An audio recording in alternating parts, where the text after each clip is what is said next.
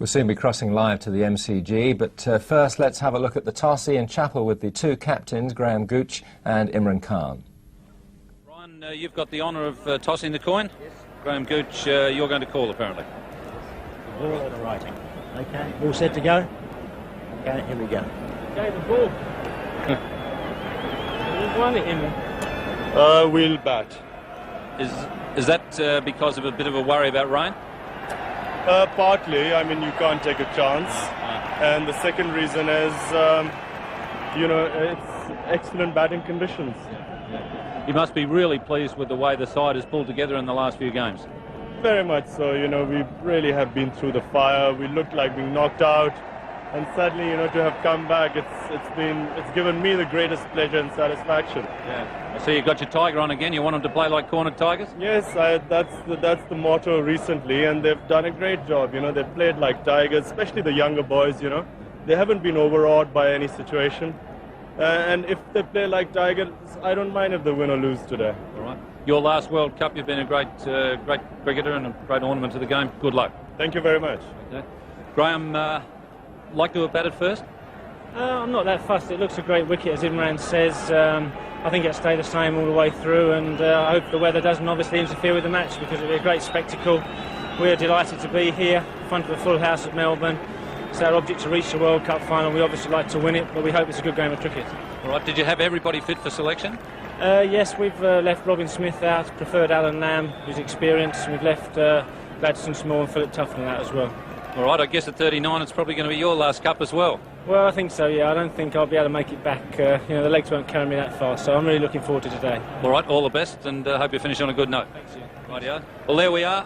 Imran Khan has won the toss, Richie. A nice warm day, and he's decided to bat first.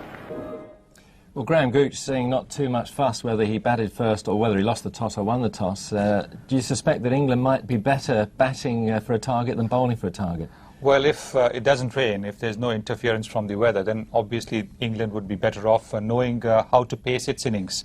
Pakistan, of course, will be batting without any pressure, because there are two things. Once you're chasing a score, then of course you know how to go about it. But when you bat first, there's no pressure of trying to chase a score, so you can bat fairly freely. But sometimes the side batting second, if it's got a good batting lineup, and England's got a good batting lineup, will have the advantage. OK, let's have a check on the England lineup. And as you heard, poor old Robin Smith dropped. And also Philip Tufnell, who was in such great form before the tournament. Gladstone Small's the 12th man. Well, that means that Derek Pringle is back. And in a way, I mean, we've said that perhaps Pringle's not the greatest strike bowler, but I think they missed his discipline in the semi-final. That's right. He's on target right from the first ball, and he moves the ball just a little bit here and there, making it difficult for the batsmen to go for their shots. He's a very steady bowler, and of course as a batsman he might come in handy, because he's certainly a better bat than Gladstone Small. The one Lewis may have been Chris Lewis. He came in for very expensive couple of overs. He obviously, after that layoff, has not got the line back. Yes, but now I think he must have been working hard in the nets, and once he gets his rhythm on this wicket, he might be a handful. He's a very, very good cricketer. Well, here are the England team coming out. Derek Pringle just jogging out of camera shot, and great pressure on the Pakistani openers. And this is the lineup with Sohail and Raja. They had Sohail he's been up and down with his innings. He was unlucky to get caught out in the match against New Zealand, but Raja in great form. Their batting really has come together, I think. That's right. I think Ramiz Raja, Amir Sohail, Imran, Javed, and in the semi-finals, Inzamam ul Haq, everybody's got a big score. The one disappointment for Pakistan is Salim Malik, but maybe today's his day. OK, let's go to the commentary at the MCG. Spines of the players taking part in this great event. Spectators still pouring in through the turnstiles. And in the commentary box for the first session of play, Tony Greig, and alongside him is Bill Lurry. Thank you very much, Richie, and what a magnificent start to this marvellous day of cricket. I think it's probably a question of saying hello world, because there's so many of you all over the world tune in to this marvellous contest. The World Cup Final 1992. And Derek Pringle there, who's been brought into the side at the expense of Gladstone Small. He's going to be bowling from one of the end. He's just getting himself loosened up there. He didn't play in the last 2 matches as a result of injury. To the England side, out in the centre, Graham Gooch lost the toss. Botham is out there wearing those glasses of his. Gooch, no doubt, nice and pumped up as well. We saw them singing God Save the Queen out there, all deadly serious. Amir Sohail, left-hander, and Ramiz Raja, the opening batsman for Pakistan. So much depends on the first 15 overs. And Derek Pringle back into the side to try and fortify this English attack. They're a little wayward in their semi-final match. And so this is the first ball of the match, being bowled from the southern end. And straight away, Pringle goes past the outside edge. Well, we're in Melbourne. It's Bill Laurie's home, and I'm sure you're going to have a great time today. Yes, Tony, good afternoon all, and a magnificent day in Melbourne as Pringle gets the ball to just move away a little bit. The left-hander played and missed. Tremendous atmosphere here at Melbourne Cricket Ground. 2 best sides in the competition playing for the World Cup. It's been very tense out there for a start. Might be a bit of an advantage for the fielding side. Mentioned already that the first 15 overs, the runs scored, and hopefully the lack of wickets, as far as the batting side are concerned, is vitally important. That's Alan Lamb. Was it mid-off? Way forward there. The umpires for this match, down at the southern end, umpire Steve Buckner. He's from the West Indies. And also umpire Brian Aldridge. He's down at the members' end. Privilege for them too to be selected from all the umpires that were on show here. And obviously they couldn't select the Pakistani and the England umpires because they're involved in this match, and they've adopted the philosophy of using umpires whose teams aren't involved. It's happened right throughout the World Cup. Very tense moment for Sohail. He's played so well in this tournament that he needs to get Pakistan away to a good start. Ramiz Raja at the other end's been the form batsman for Pakistan, 2 centuries so far. That's a good delivery, 2 really good balls. There's a bit of bounce out there. Having said that, with 2 new white balls being used, the ball tends to move around a little bit and bounce a bit early on. Is Pringle getting it right, just on off stump, and nice bounce. That'll encourage the batsman also to play some shots when the swing wears off these white balls. A very good line by Derek Pringle, right at off stump. Well, that's an outstanding over. No, it's not. It's a no ball. So Pakistan off the mark with a no ball. We've seen a lot of those in the World Cup, and wides as well. Lots of them from Pakistan, but England here getting the ball rolling. No ball there on the front foot.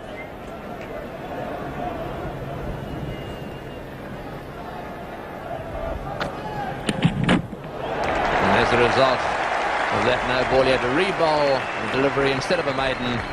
It's no wicket for 2.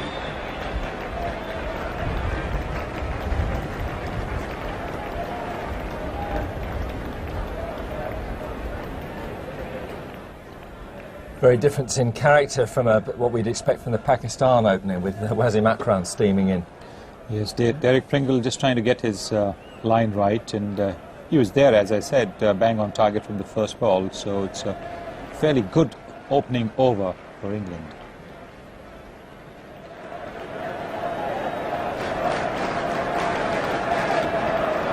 Welcome back. Our camera there giving you a marvellous view of the Melbourne Cricket Ground. Melbourne's 150 years old this year, and what a marvellous ground this is. That stand opened in this 150th year. Absolutely superb in the background there.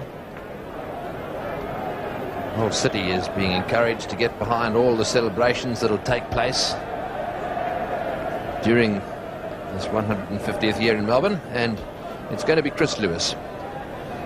He's going to be bowling to Amir Sahel.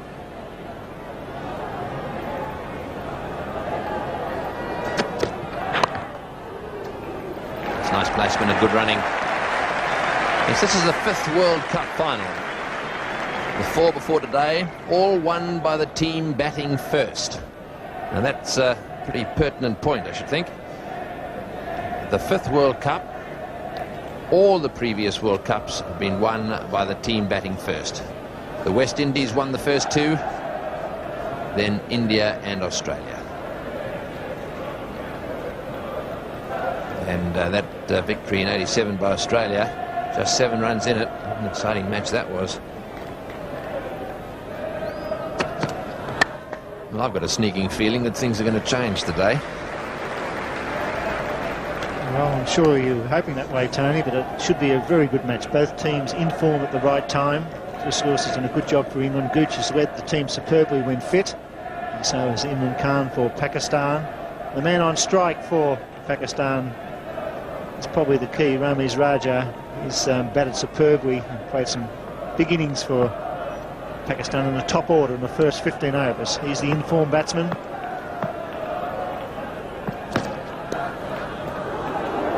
Leg side, and umpires have been very severe on wide bowling.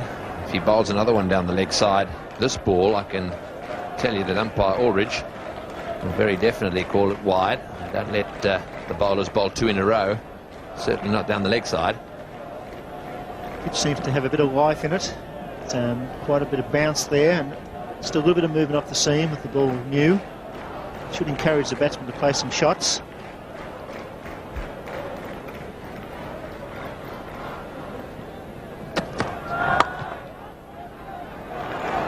It's good running again. Good call, good positive reaction from the non-striker. Conditions are dry and firm at the centre of the Melbourne Cricket Ground. It should be a great day for fielding. Look at the pitch, it's nice and flat, hard and dry, and the supporting outfield is in perfect condition. Good Cooch cover. The ball will run to the boundary when struck well, and it should be an even and fair contest. Yeah, it's a beautiful wicket. He had an overcast day yesterday, the groundsman here, and he was just a little worried. It was a teeny bit underdone. There's a bit of bounce. It's largely due to the new ball and its hardness, but I can tell you that the outfield is very, very firm, and he considers, that is, the groundsman considers, this is going to be the fastest outfield that he's seen here at the Melbourne Cricket Ground. He had the mowers down to 2 millimetres, and that's very low. It's a very big ground, so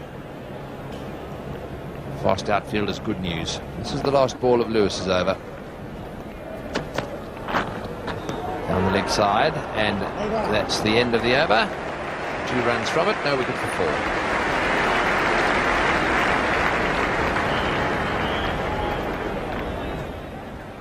And the interesting statistic we saw there, the team batting first has lost each of the World Cup finals.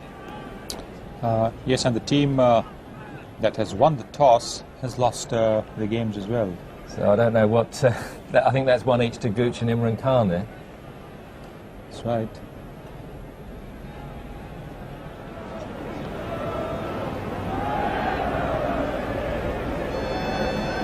Welcome back. No wicket for 4. The River Yarra runs through the city of Melbourne, and that is a pleasure craft, which obviously goes all through Melbourne. Tremendous way to get through the parks, and in fact right through the whole of Melbourne. Government House up there on the right-hand side. The tennis centre there in the foreground. The Australian Tennis Open is played there. In the meantime, Pringle continues. Ramiz Raja supported by left-handed Amir Sohail.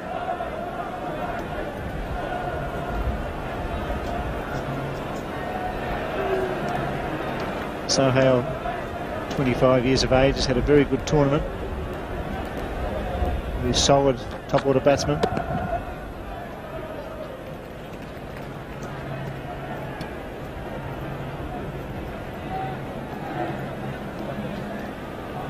Yes, that strike rate of 63.8 runs per 100 balls. It's not bad.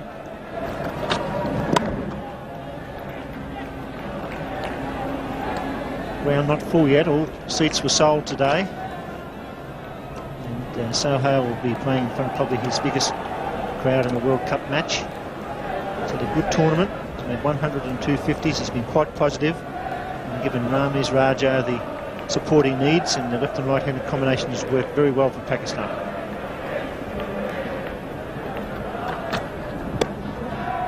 It's just to give you some idea of the strike rate. The best in this tournament was Kapil Dev, 124 runs per 100 balls. Martin Crowe didn't do badly from New Zealand, 90.6 per 100 balls. Brian Lara, 81 per 100 balls, and Great Batch, he was up there as well, 83 runs per 100 balls. Those are the best. No ball called again.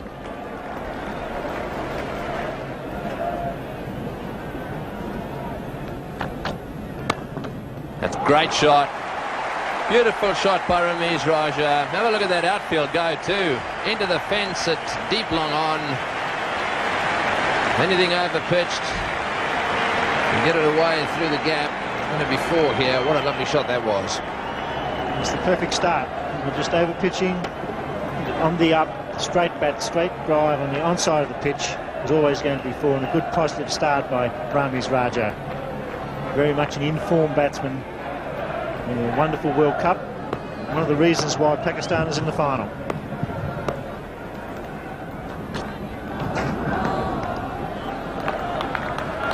Five from the over, no wicket for 9. This is Chris Lewis again. And that's nicely played. Amir Sohail just gliding that one down into the gap between second slip and gully. And already the Pakistan batsman running very well between the wickets. Very positive approach at the start of this World Cup final. Looking for every single, looking for the second run there. They've got a good understanding. It's a good solid start here. The nerves will be still there for the batsman, trying to pick up the pace of this pitch. It's a bright sunny afternoon. Great afternoon for batting. Imran Khan's won the toss, elected to bat first in this Cup final.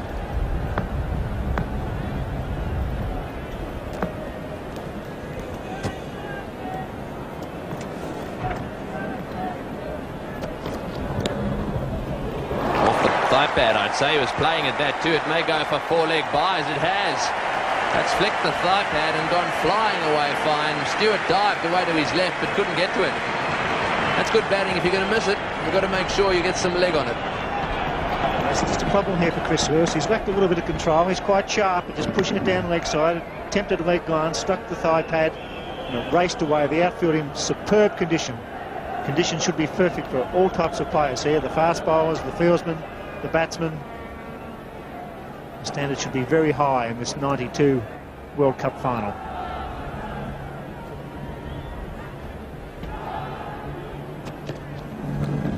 So we don't want you to hold back at all, Bill, on your praise for this marvellous ground. There he is, Ramiz Raja. Well, we can certainly praise him because he certainly has a marvellous record. Strike rate of 64.3 runs per 100 balls. Made 700s. 2 of which have been made in this World Cup.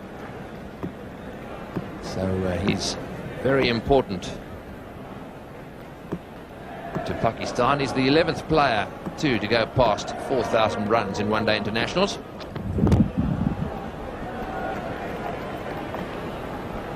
And a star performer in the World Cup with that average 57.91, 300s and 250. So once he gets a start, he goes on in World Cup matches. This is his 15th.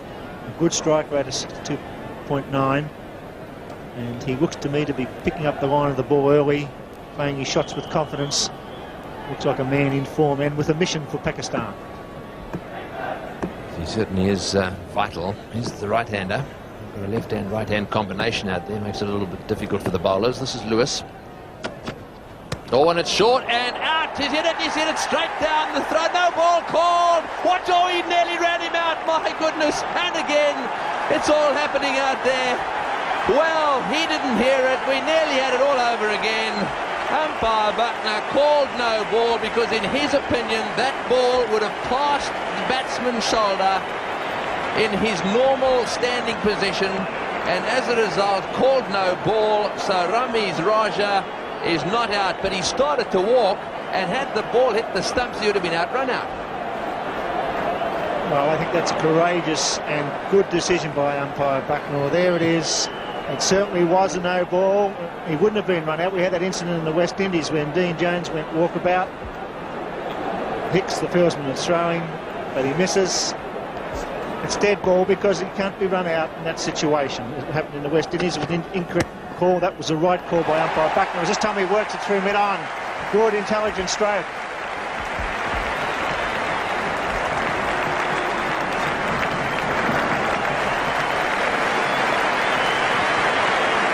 Well, it's a buzz out there.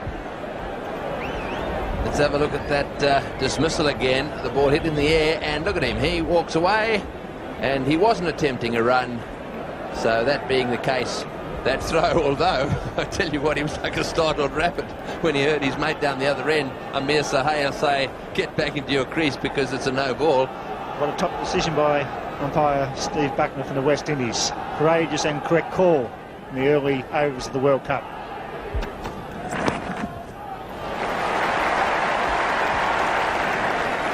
Good over for Pakistan. 10 runs of that over. It's no wicket for 19. If you watch the view from the square leg position, looks a fair one, Sunil. Yes, it was way above his shoulder, and umpire Steve Bucknor very prompt in calling it a no ball. Graham Hick having a shy at the stumps, missing, and umpire Bucknor signalling it's a dead ball. It's well fielded. What a test series, or what a World Cup this umpire Steve Bucknor has had. He really has been very impressive. He's from the West Indies, and what a good call this was. Yes, he didn't lose his concentration early on. He saw the height of that ball was well over the head of the batsman. Correct call. He tried to slash it away. He took the catch through for a run out, which is not on in that situation. The batsman not attempting a run. Well, that's a good delivery. He's really bowled some beautiful balls, Pringle. This is one of them. He just moved in a little bit in the air and then away off the wicket. Has been inclined to swing quite a bit. Pringle will be trying to swing the ball into the left-hander. So he'll be trying to swing the ball into the left-hander, straightening down the line that way. And every now and again, if he hits the seam, he'll go in and then off the wicket towards the slip cordon. And that's when the outside edge is likely to come into play.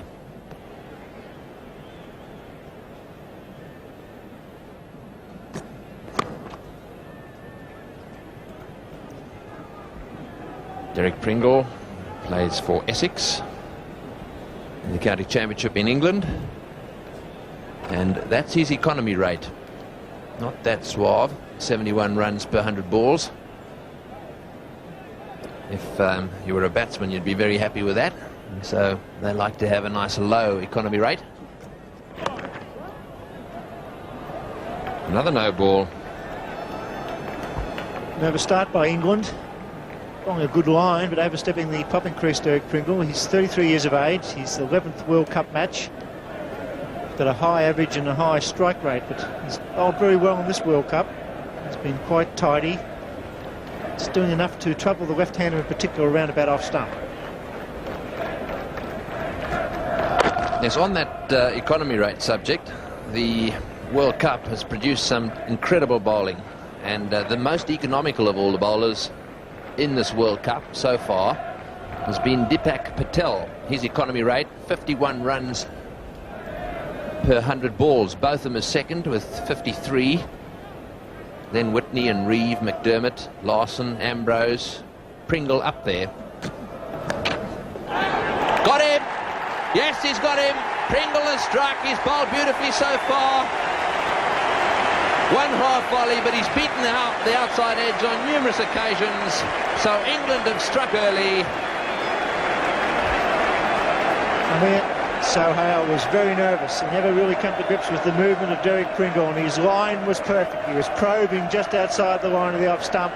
This was a very good catch by Stewart. That was the one that went away. He dived for it and caught it a centimetre above the ground. That was a breakthrough that England needed. It's been a very exciting start to the World Cup. So Amir Sohail, the young left-hander, goes to the dressing room as Pringle breaks through. He's out for 4. It's 1 for 20. The most experienced, along with Javed Miandad, in World Cup matches.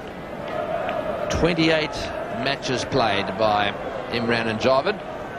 Imran is at the non-strikers end now. It was a vital breakthrough for England, and Derek Pringle, who's only offended by overstepping the front lines, had a pretty good start to this World Cup final. His line's been perfect. He's troubled Sohail just on off stump. This was the one that went away, hit the pitch. He got a thick edge, and Stewart took a good catch diving forward. It was a vital breakthrough that'll lift England's confidence in the early part of this World Cup. Sohail very, very nervous. Yes, that is a top catch. Good bowling as well. That's a better delivery, just outside off stump.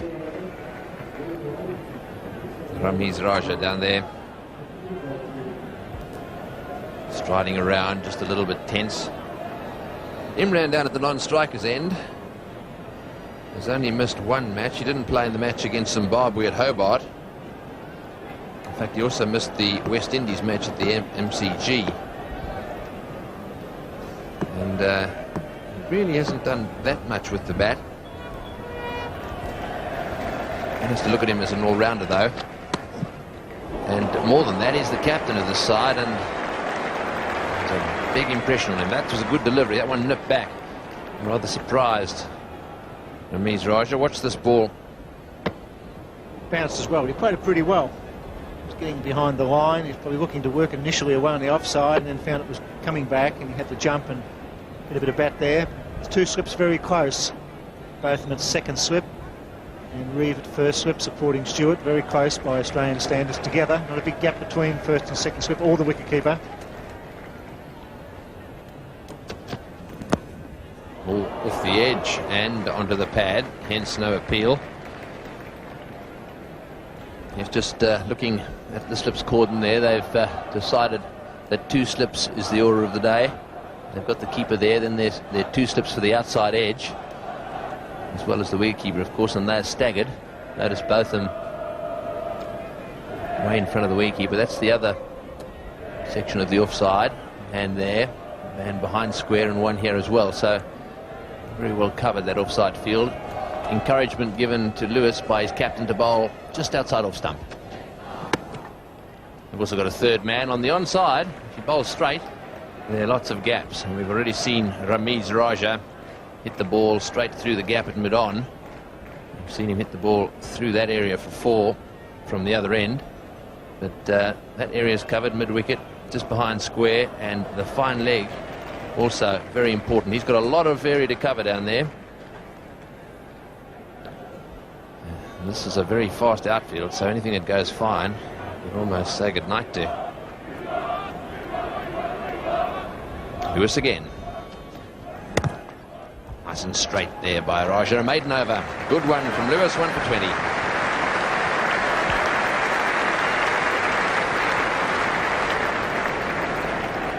The art centre in the foreground there on the left-hand side. And the Yarrow you can see. It's a very important innings for Imran Khan here to lead from the front. He's won the toss, elected to bat. He's got years of experience. He's 39 years of age. For an all-rounder, he's got a very good batting average and an excellent strike rate. He's coming in early to try and see off the new ball to protect the middle order and the younger batsmen. Javed Miandad probably will bat at 4. And Al Huck at 5. So he's going to have to play a little better than he's played in the previous matches. He's made 113 runs in this World Cup, faced 242 balls, and his average is 18.83. This is a final. They always feel that the captain, the experienced captain, will play at his peak under enormous pressure, try and lead his team. Pakistan have never won a World Cup. This is their first ever final. and they've worked very hard to get to this final. Key matches, of course, were New Zealand in the semi-final and New Zealand in the game leading up to the semi-final, which really got them into the semi-final situation. Yes, they only had 3 points after 5 matches. They've done well in the latter part of the competition as that one goes flying wide of the second slip there. Both of them diving away to his right, didn't quite make it. He's going to have to stand perhaps a little wider. Either that or take the glasses off.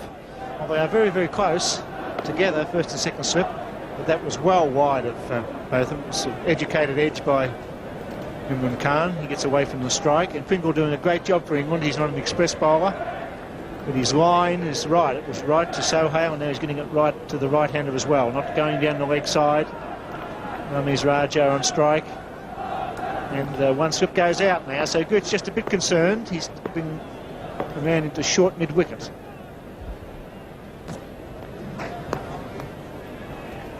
We have to have 2 catching men in the first 15 overs, so just the one slip now, and a man coming into rather straight short mid-wicket position.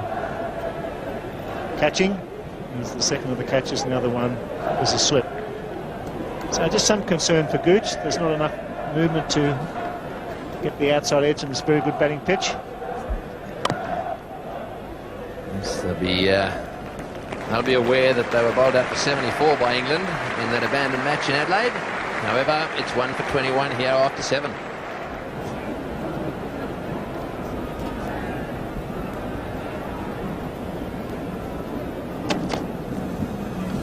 Quite a wide delivery there. Umpire Aldridge having a good long look at it. I'll tell you what, he very nearly went for it, didn't he? He's saying, don't do it again. Chris Lewis has settled down well here. He's an excitable young cricketer. This one was just a fraction wide, but he's bowling very close to the stumps, and you could have played a shot in normal position there. It was a fair call, but I'm impressed now with the effort of Lewis here. He's backing up Derek Pringle, not trying to bowl too quickly, not too short. And he's quite sharp, he'll be quite keyed up and nervous, bowling to Imran Khan, the Pakistan captain. Good ball, right up in the block hole. Well, England have a tremendous all-rounder in Chris Lewis. His average, 26, and an economy rate there of 72, quite high. He's bowling a 4 for 30. That's his career record in one-day internationals. A few problems with injuries.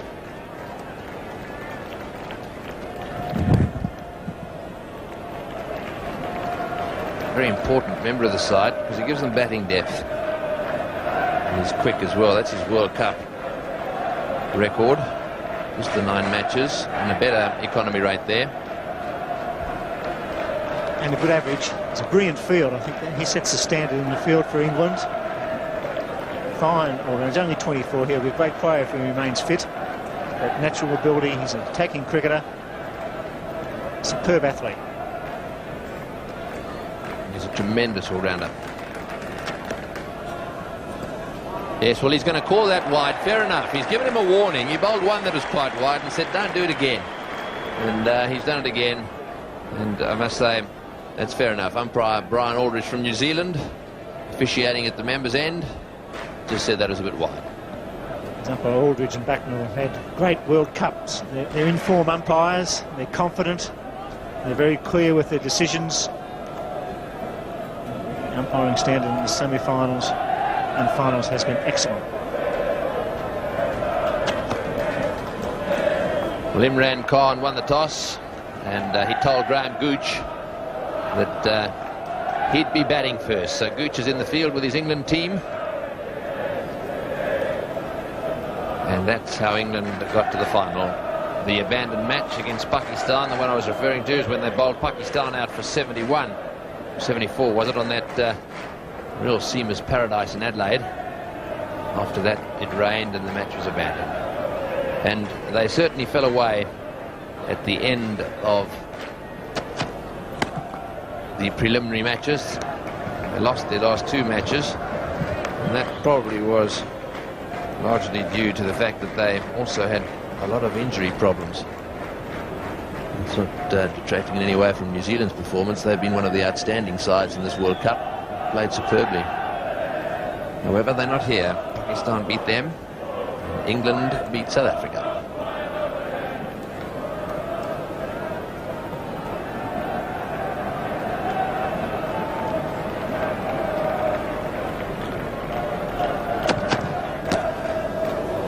To a bowl. Well, just 1 wide off that over, and Pakistan remain on 1 for 22. Place 10 for only 1. Ramiz is on strike.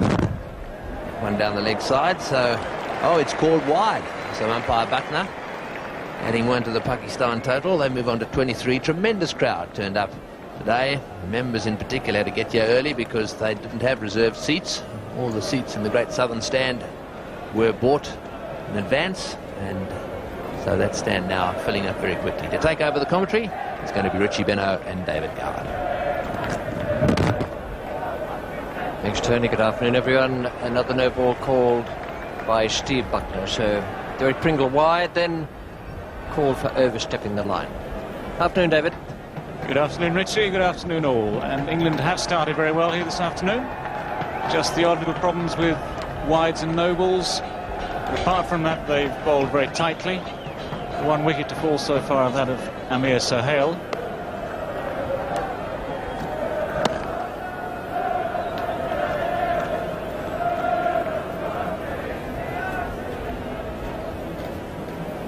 Five no balls, 2 wides, the tally so far in this Pakistan innings. Ramiz Raja, the batsman, looking very comfortable so far. Very experienced opener for Pakistan.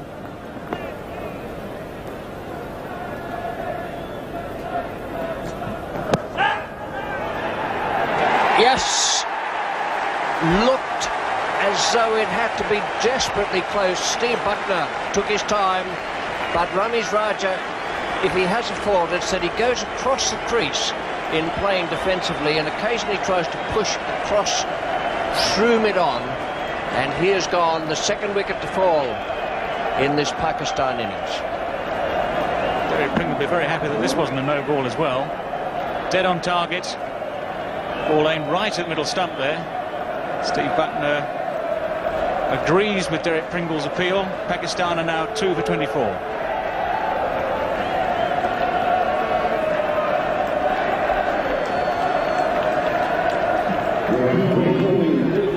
Javed Miandad is the new batsman.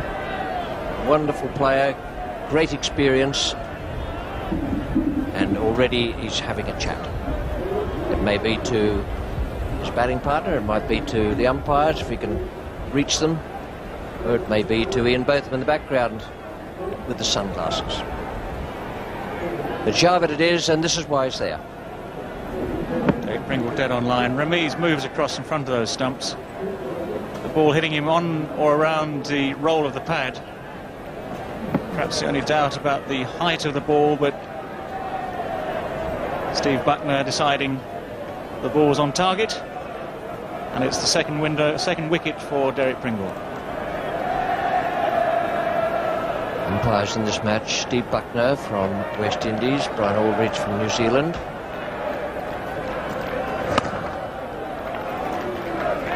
One of the problems with the use of umpires from all countries is that some umpires are debarred from standing in certain matches.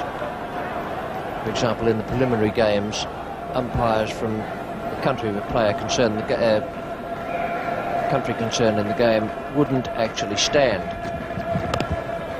And there is one umpire not out there today who must, I think, David, have been a very strong contender. That'd be David Shepherd, for a place in this final.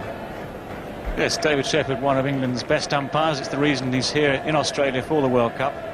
Very good temperament, David Shepherd, and he umpired his own semi-final very well indeed. It's a tricky one. I mean, the idea being that, of course, you'd like the best umpires out there. It's unusual for Lewis. Little fumble. Perhaps it was a slip at the start of his run to the left.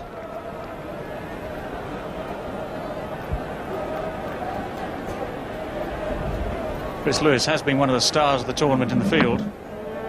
Very naturally athletic, very quick over the ground. Doesn't quite get his left hand onto this one. And that, by his high standards, counts as a mistake.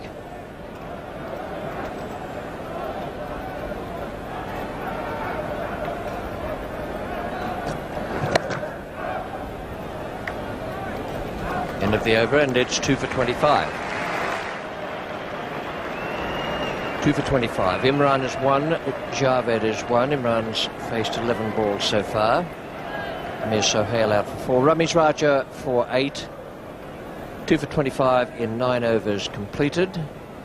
Javed about to face. Javed is wearing the light-coloured helmet. Imran has on the darker helmet. This is Chris Lewis.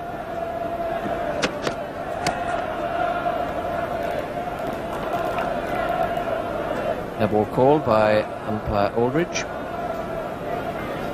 The England team today, again, of course, led by Graham Gooch. Alan Lamb keeps his place. Robin Smith apparently was declared fit, or decided he was fit enough to take part if required, but we heard that Graham Gooch and the England also drops out of the side in favour of Derek Pringle, who, of course, has taken the 2 wickets to fall.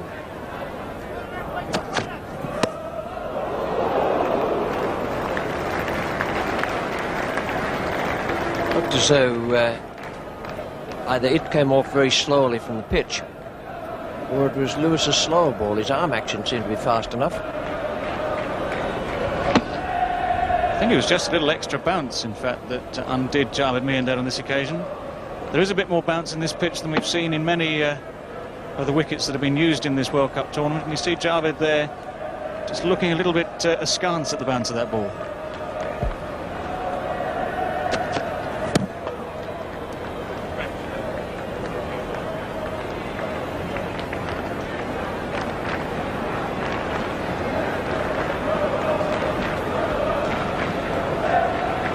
Graham Gooch very happy with the look of the wicket earlier in the day. He's got no worries as to the fact that it will last and maintain much of the same character throughout the day. Sneezing attack. This is no time to get hay fever, it's an important game.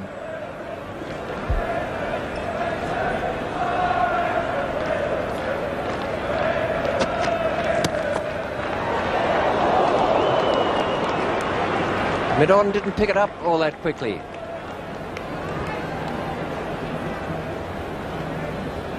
Javed Miandad having a slightly uncomfortable time here. Chris Lewis bowling very well at him.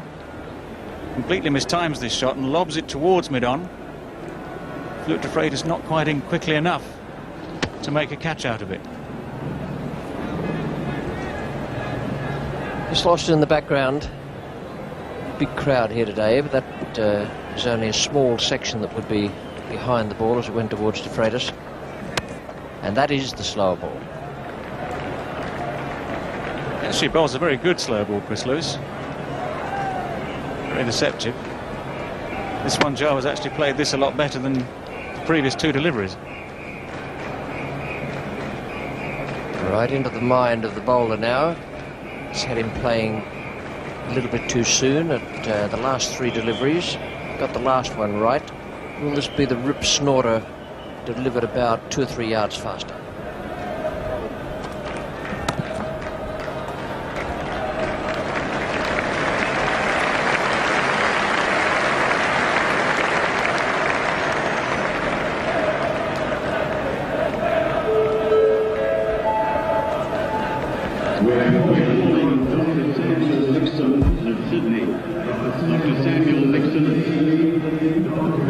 Chris Lewis has bowled a lot better in this game than he did in the semi-final against South Africa. His line and length were a little bit more astray on that day. But he's doing a good job now for Graham Gooch.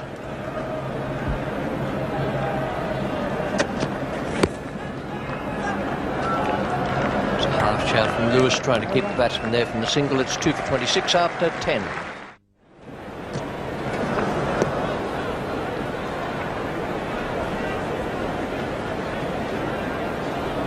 Imran Khan promoted himself up the order to number 3 in Pakistan's semi-final at Auckland and played what many felt was a slow innings at Eden Park, which was later seen to be justified by his fellow batsman.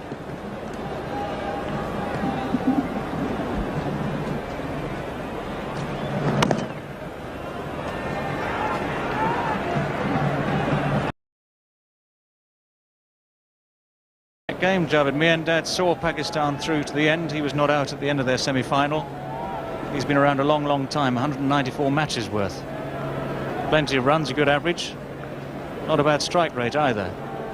And one of the world's canniest one-day players.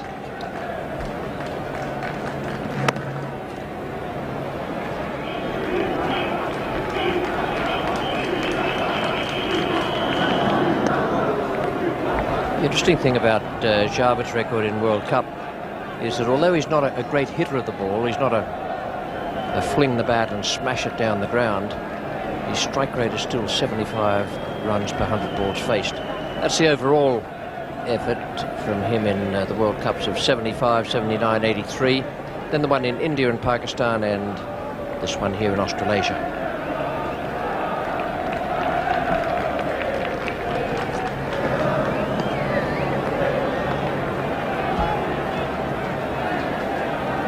And Imran Khan, again, very watchful at the start of his innings.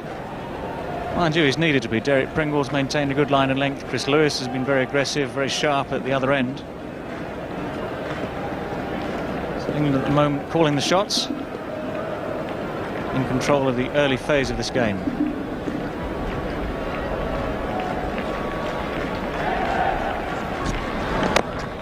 Another slower ball from Pringle this time, 2 for 26 still, and 11 overs gone.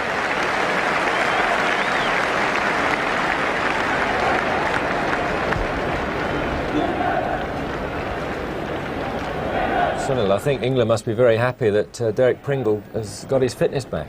Certainly, because not only has he got them those 2 early wickets, but he has also kept a lid on the scoring, kept Imran and Javed very, very quiet. Imran and Javed now looking to consolidate Pakistan's innings.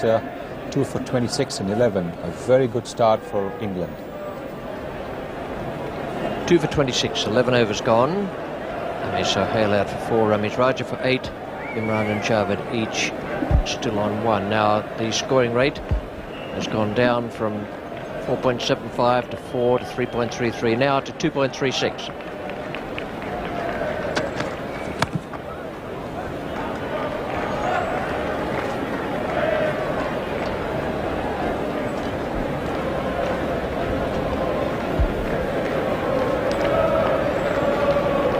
Very productive 4th over of the innings, but since then England have really pegged it back. That first wicket, Amir Sohail virtually stopped the scoring, and again after the fall of Ramesh Raja's wicket, it's been a case of Imran Khan and Javed Miandad just happy to have a look at the bowling, make sure they don't lose any more wickets at a vital stage.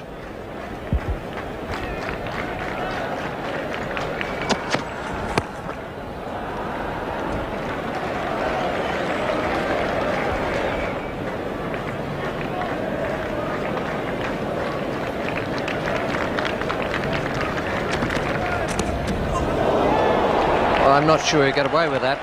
It's a question whether or not umpire Aldridge thinks he played a shot. The answer to that is yes.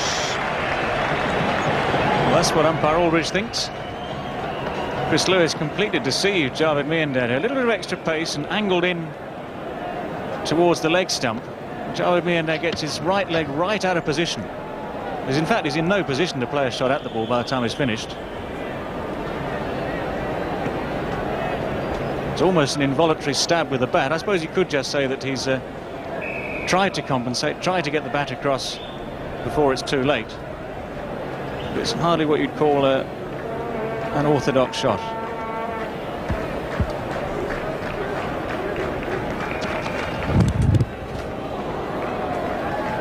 All these runs are very valuable. England have given away runs for no balls and wides already, and now 4 leg byes.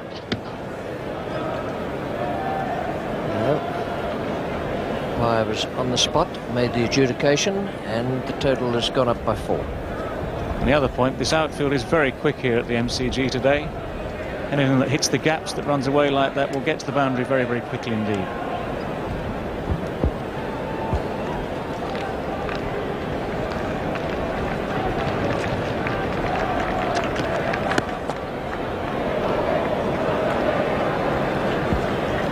Both umpire and fielder looking very relaxed.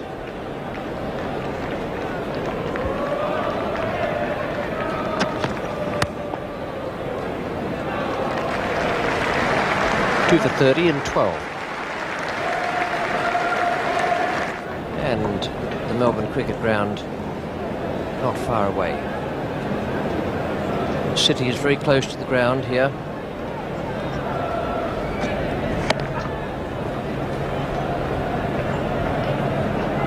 We have a camera in the Hotel Regent, which is just up in the near part of the city. Melbourne Tennis Centre has become enormously popular, and today the Great Southern Stand, the big one, far end, was opened.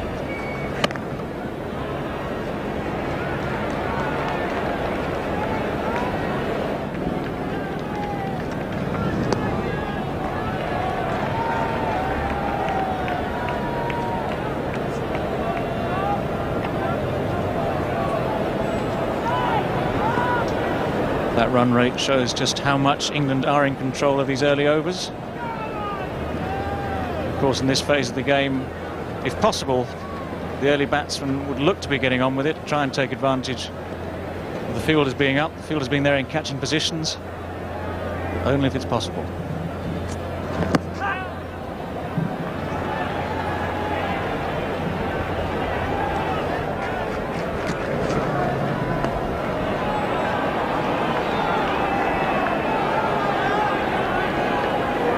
Will be trying to stay there until the swing goes away from the ball. It's not actually a very good swinging day out there. It's very hot. There's a stiff breeze blowing, but that's not necessarily going to assist the swing. Pringle and Lewis have each moved it just a little bit away from the right handers. They're bowled in cutters as well.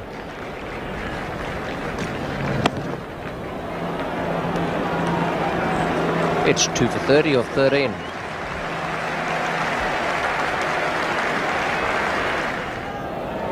Two for 30.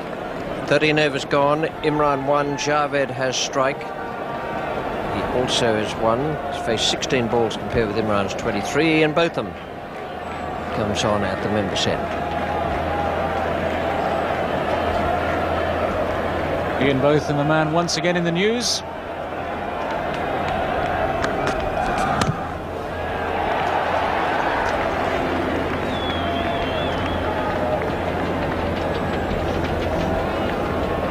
Ian Botham took the chance to get an early night in the night before the game here.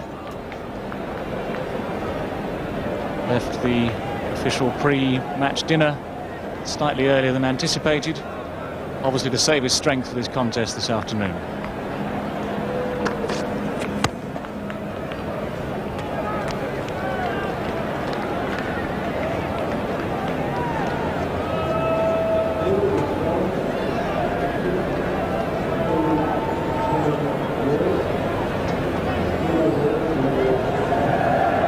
Graham Goodsey, England skipper, lost the toss. Pakistan decided to bat. Welcome to B Sky B viewers, Sky Sports, and millions of viewers right around the world. Mnet, Caribbean Broadcasting Union, viewers in Pakistan, India, Sri Lanka.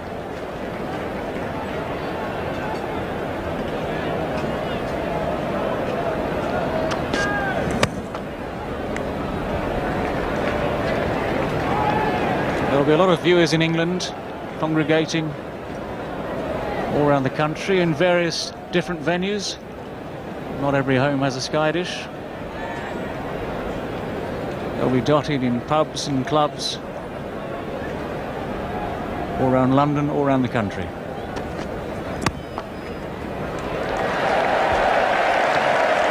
Javed has picked up the first single for some considerable time for Pakistan. Just 31 balls since the last scoring stroke.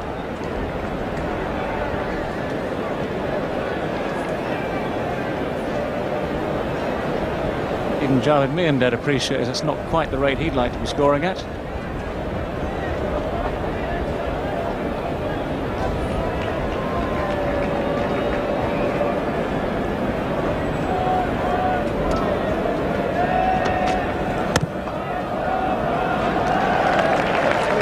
End of the over, 2 for 31. and is just playing very carefully at the moment.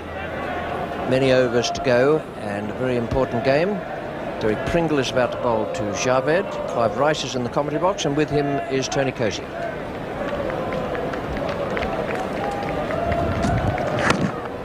Thank you, Richie. So England very much on top in the early exchanges. They've got 2 early wickets, and they've brought together the 2 most experienced batsmen in this competition. So not now depending on these 2. Certainly nothing too much to get the big crowd here at the MCG excited yet. If you're an England supporter, you would have been satisfied with the start that's been made.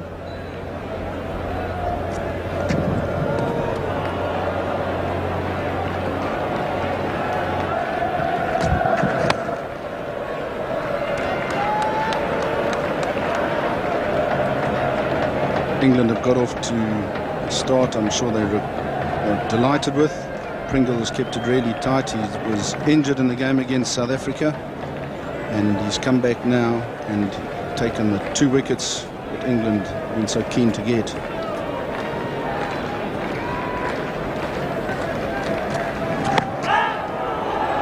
Well, there's a confident appeal. Umpire Bucknor has been called into action several times. And is just playing very carefully at the moment. Many overs to go, and a very important game. Derek Pringle is about to bowl to Javed. Clive Rice is in the commentary box, and with him is Tony Cozier.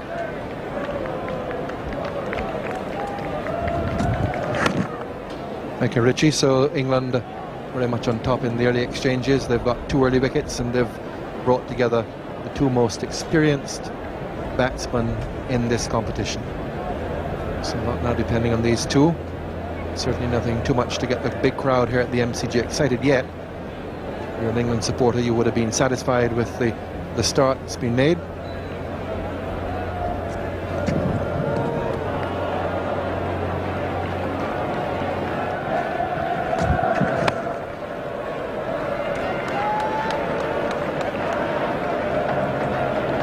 England have got off to a start I'm sure they're delighted with.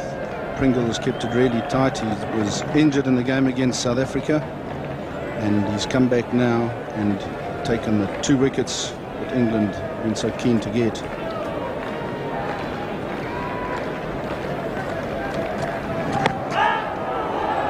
Well, there's a confident appeal. Umpire Bucknor has been called into action several times in the exchanges so far. He's given a caught behind, a leg before. He signalled a no ball from square leg, which negated the dismissal. There's the ball hitting Javed, possibly a little bit high, going over the top, and umpire Bucknor not too happy with where that ball was going, so quite rightly gives Javed the benefit of the doubt. And there's another one which must be very close, and the Englishmen are astonished this time as well that umpire Bucknor shakes his head. This is a super spell by Pringle, and here the next ball also hits Javed straight on the pad, and that is very, very close and possibly just outside the off stump, but there's not much there for Javed. Oh, he's very, very close that, and Pringle very excited. And now he gets called for a wide, so you won't be too happy with umpire Steve Bucknor at the end of this over, Derek Pringle. Yes, there are 2 magnificent deliveries by Pringle, and then the next one, the umpire judges it as a wide. And there it goes, far too wide for Javed to reach, and quite rightly so calls it the wide.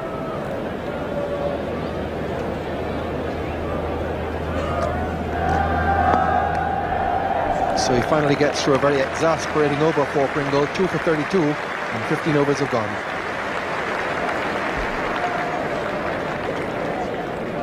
Well, it was supposed to be a batsman's paradise out there. Why is Pringle being so effective? Because he's not really coming onto the bat as the batsman would like. He is varying his pace quite intelligently, moving the ball just a little bit and making it very, very difficult. The batsmen have to play a shot instead of guiding the ball, and that's what's making it difficult for the batsman.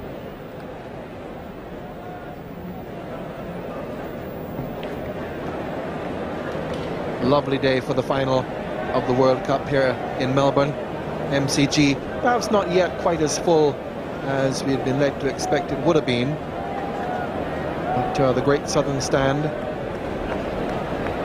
opened officially before the start. Very colourful opening ceremony.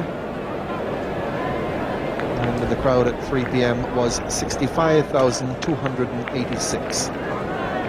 So there are a lot more people to come in if we're to get up towards the 90,000 they were talking about. But a number of people do come on after work here in Melbourne.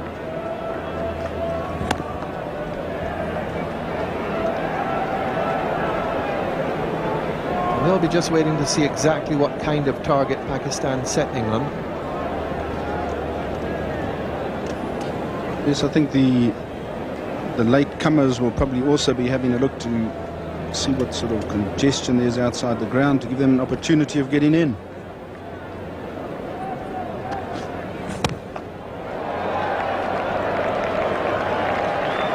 Down to Gooch at mid-off. So the two Pakistani champions, they really have served Pakistan magnificently over the years, as has this man served England in both of them.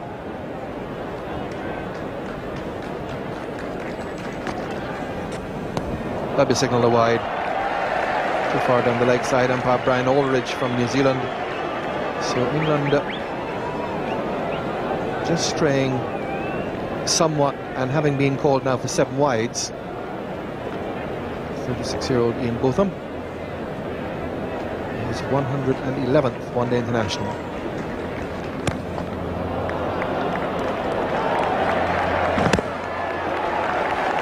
And just the pressure now beginning to tell here on Pakistan. Imran giving the charge, but he hadn't scored before that run for 23 deliveries.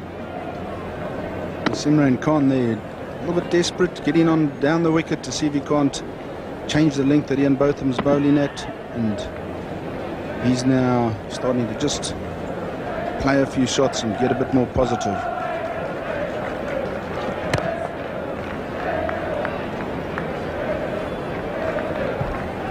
Well, 15 overs gone, but England keeping on the pressure here. They've only got 2 men outside the field restricting area. One in that area, well, in that general area, down at fine leg. And there's one at third man, but all the others still inside the 30-meter perimeter. And the Pakistanis struggling to get it through.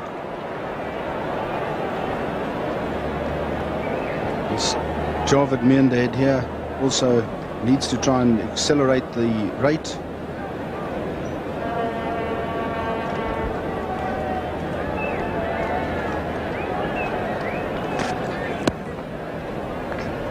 So just 2 runs off the over. Pakistan continue to struggle at 2 for 34. So we have a second change. Derek Pringle coming back into the England team after injury has done them proud. He comes off, and Philip de Freitas coming on from the end with the southern stand behind him. Pringle with those outstanding figures. He really has had a tremendous World Cup tournament, and England would have been glad that they've got him back from injury.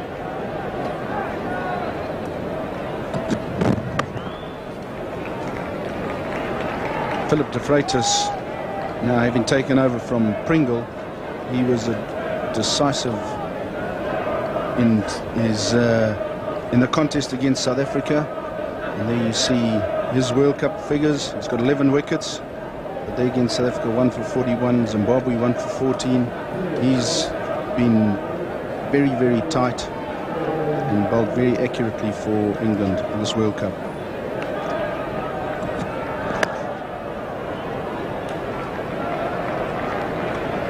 Philip de Freitas was a member of the England team in the 1987 World Cup competition in India and Pakistan.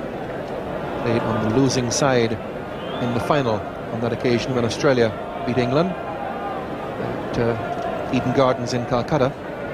England, in fact, have been to the final of the World Cup twice.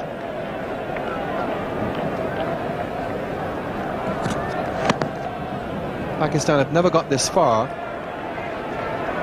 They've reached the semi-finals 3 times without passing and going on to the finals. They've won a number of other competitions. They won the Nehru Cup in India, which involved all 7 test countries, in fact, in India in 1988. They've also won a number of tournaments in Sharjah, and never the big one.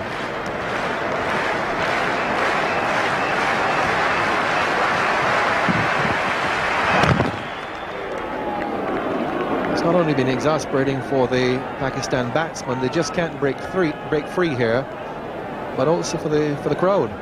But there's Pink Panthers,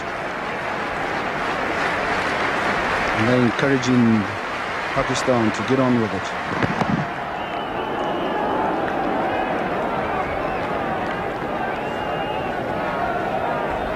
The run rate here, you see that 4th over, extremely good one of 10, but since then Pakistan have languished down. The best over being 1 of 4, otherwise almost a run per over, and England really applying the brakes after the 4th over.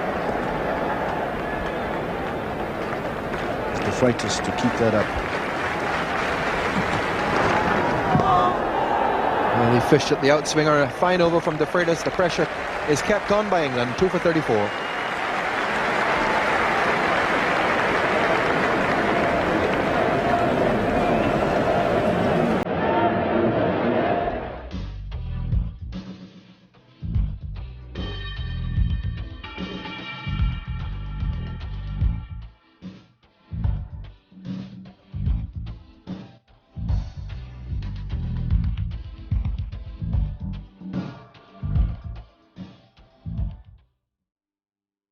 My vote went to Sunil Gavaskar in that match. Sunil, it's been a great start by England, very professional, tight, and it's almost uncharted territory for Pakistan. They've not lost both openers cheaply before. Yes, either Ramiz or Amir Sohail has got the runs, but this time both of them gone cheaply. And therefore, Imran and Javed finding it difficult. England, of course, being very professional, bowling a good line and length, not bowling any wide balls where they can have a go either with the cut or the drive. They have overstepped a bit, maybe trying a little too hard, but by and large, England well in control at this stage. We saw Miandad playing an unusually subdued role in the semi-final, allowing Inzamam to do all the striking, and it was a slightly different role because Javed's a real run getter. Yes, he likes to take his own time. But the best part about Javed's batting is the fact that he's such a good runner between the wickets. But over here, he's finding even getting the singles a little difficult. Okay, let's go back to commentary.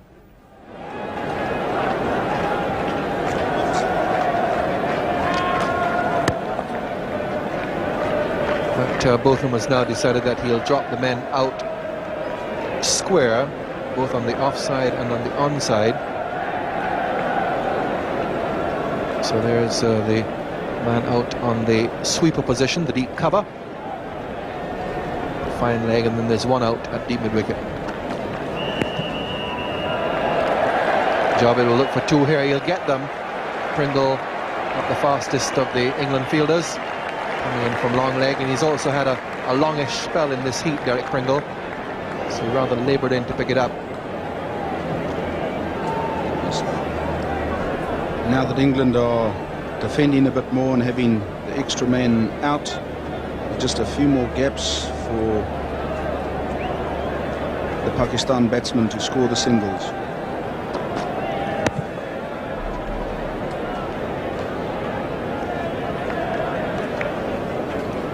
Javed Miandad, who's very quick between wickets, and he will be able to pick them up and pick up 2s, particularly on this big outfield, where if he hits the ball and times it perfectly, he can pick up the 2.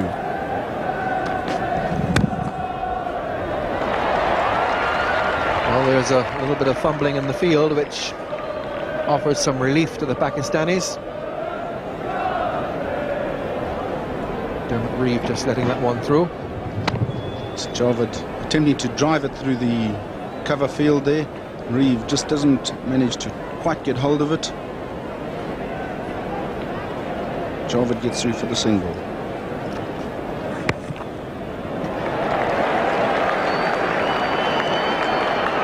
Imran there, taking the 2 once again, down to Pringle. He's just a little bit slow on that big boundary, trying to defend it. And Ian Botham is not very happy about the fact that they're picking up 2s down there. He would certainly only like a single here. Yes, they've got 2 to Imran. Early in the over, 2 to Javed Miandad, who's very adept in that area. Down the ground, over the top he goes. And that will go all the way. So 9 runs off the over. A big one for Pakistan after being really pinned down. And the score 2 for 43. So a good over for Pakistan, the last one from Ian Botham. 9 runs coming off it. 2 for 43, and had it not been for so many extras, they would have been in even more strife. 18 of them. The furthest to continue. Melbourne Cricket Club has put out a release here. This is at 3 p.m. We were advised by City of Melbourne council officials that all car parks in the Yarra Park are now full and closed. And it goes on, patrons already on their way to the MCG in cars should seek alternative parking and complete the trip on public transport. So all of you watching your television sets in your cars, that's the message for you.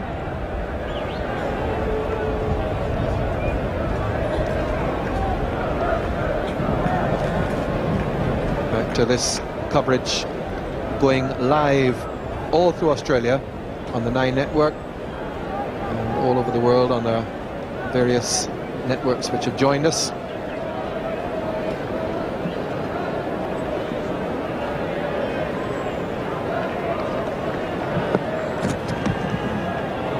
Must have been close to a wide. Javed just gives it a look. Umpire Steve Bucknor, who has been under pressure, but an umpire who will know all about pressure, in fact. Not only has he stood in this World Cup, but he's already refereed a World Cup soccer game in San Salvador. And if you're refereeing soccer in San Salvador in a qualifying World Cup game, you're, I'm sure, accustomed to pressure. El Salvador against the Dutch Antilles was the match. And you will well remember the war between El Salvador and Honduras was started back in the 1960s, or was it the 70s, as a result of a soccer match.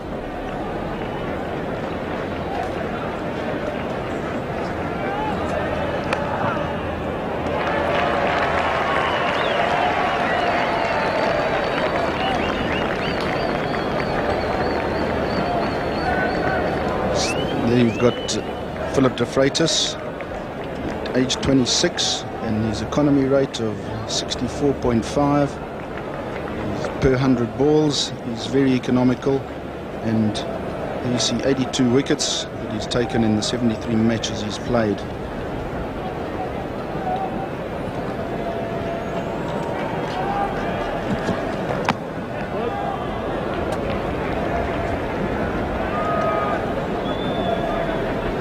De Freitas in the World Cup, he's got 23 wickets in only the 18 matches that he's played, and there his economy rate is not a great deal different to his overall record of 63.6, but he's been around for a while, having played against the West Indies 87, 88, and 18 matches, quite a few in the World Cup. He's quite an experienced campaigner.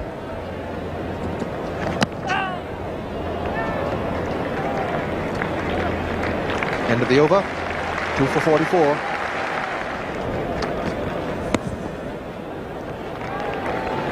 Clive Rice was making the very interesting point a while ago that all the countries, with the exception of Sri Lanka and India, which have taken part in this World Cup, are in one way or another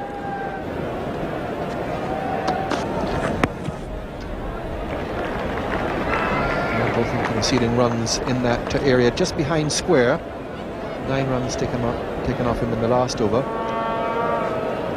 And the England team contains a number of players who were born in other countries which have participated here: South Africa, Zimbabwe, the West Indies.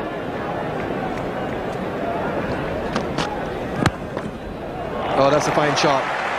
Beautifully placed and timed, and there's a long chase here for two fielders, but they could run 4 here if they're quick about it. I'm sure that Javed had someone else with him, but Imran just content with the 3. Fine shot. Javed very strong on the leg side. Just pin this one away, timing it beautifully through the mid-wicket region and picking up 3 there. Both are not very happy, but he's just starting to concede runs.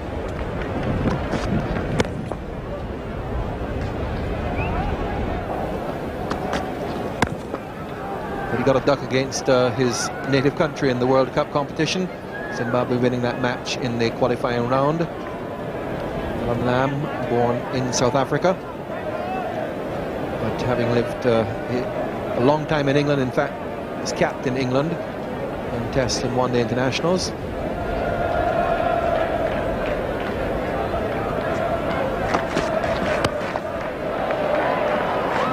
Struck it well, but straight to Lamont mid-on to end the over at 2 for 49.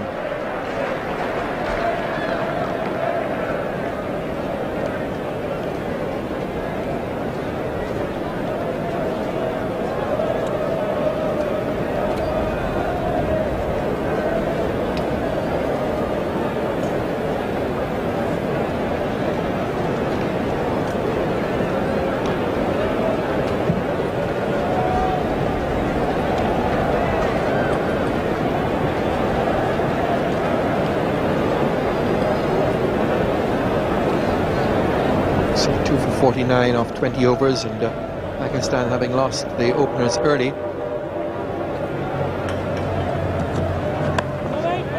Really trying to consolidate here.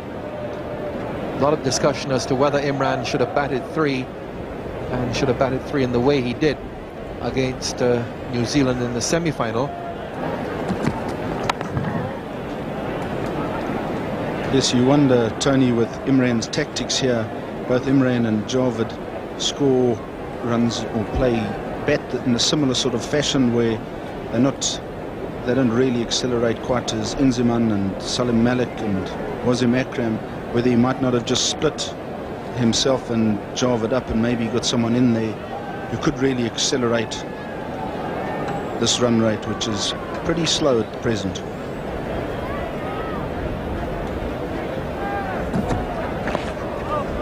That's a fine deflection, beautifully played by Javed Miandad. He really is a deft worker of the ball. Just use the pace of it, little deflection, 4 runs all the way. Javed Miandad looking to get the ball down in this fine leg area. He gets really inside it and places it absolutely perfectly down in the fine leg gap there, where fine leg's got no chance of picking it up.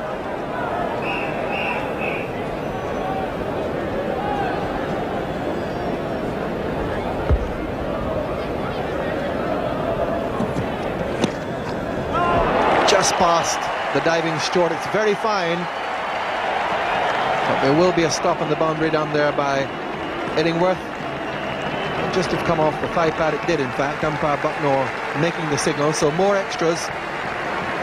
Javed annoyed with himself that he didn't get the touch onto it.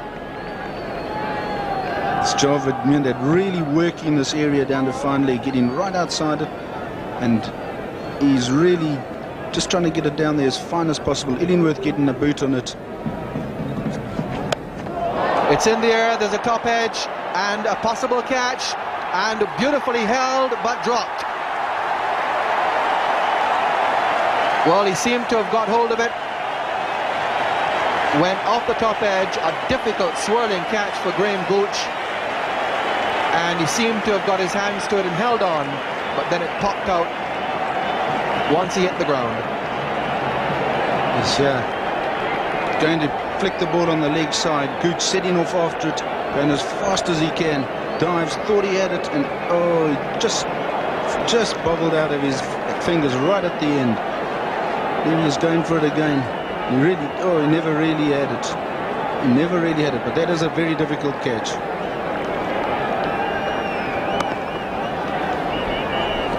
End of the over. 2 for 57. There's a little bit of turn on the track next to the pitch they're actually playing on. Interesting to see if he can make it spin that much. And he actually delivers one to Imran Khan. Keeper there, Alex Stewart, getting the angles right for Graham Gooch. Being the man at deep backward square, and the man out at deep cover point, hitting them just in the right spot. In fact, the skipper is on the long off boundary.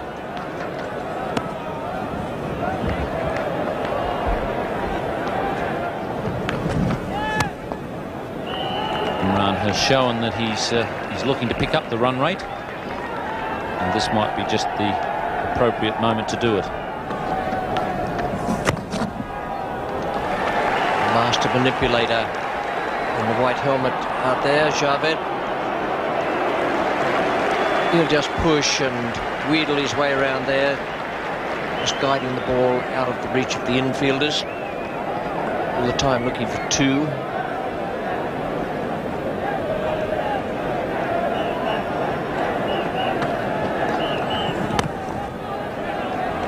He wasn't pleased with his captain for not running two, and he had every right to be unhappy.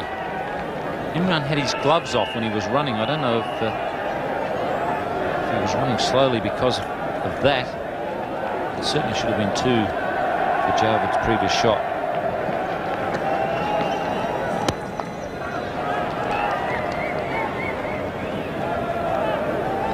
Outfield is very fast here today. Well taken by Alex Stewart. It's 2 for 60 after 22.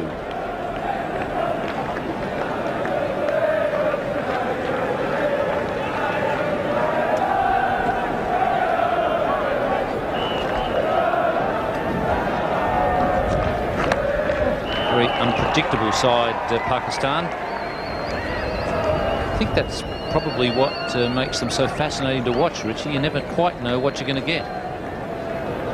Well, one thing you do know about this game is that each team started off at even money, even though Ladbrokes in London had England 11 to 8 on. Basically, each team would be even money, except for someone who has to make a book.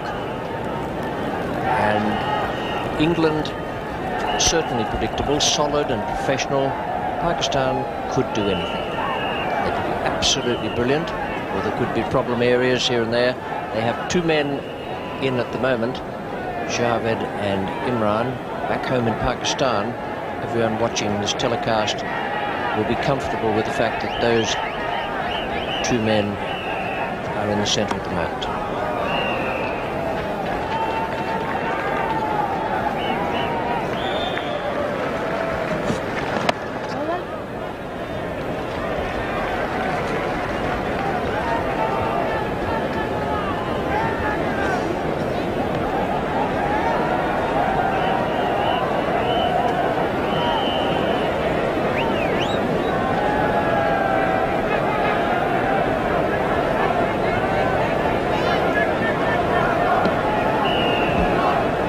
Still 5 men inside that fielding circle, 3 on the offside and 2 on the on. And one of the men on the boundary behind square leg is Richard Illingworth. Neil Fairbrother was the other. And Gooch is going to keep him back there now.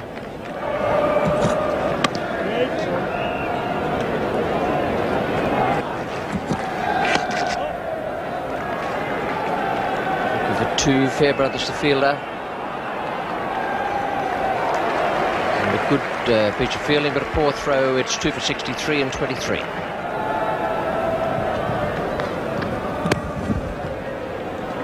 That's a good save by the bowler. Desperation there.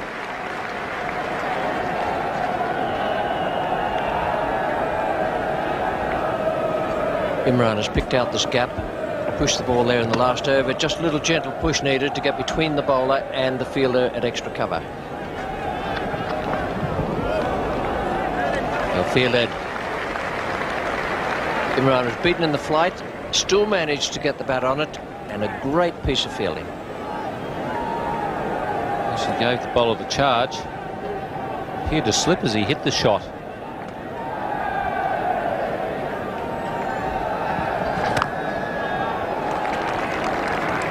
This is the 5th World Cup final. Imran Khan and Javed have played in all 5 World Cups. This is their first final. We've had some quite high-scoring cup finals. The first one, a very high-scoring affair between the West Indies and Australia. 291 to the West Indies, 274 to Australia. West Indies then made 286 in the 79 final. England just 194 in reply. Then we had a low-scoring match in 83 when India made 183 and beat the West Indies. They only made 140, and then Javed's looking for 2.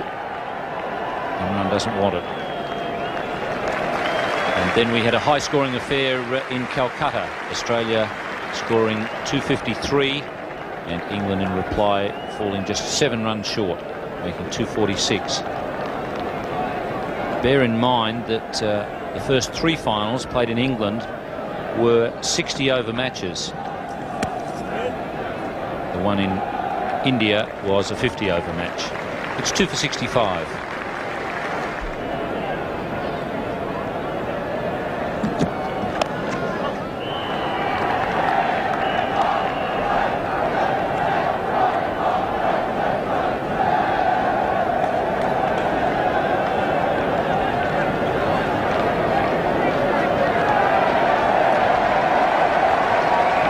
Thick handle that Imran uses.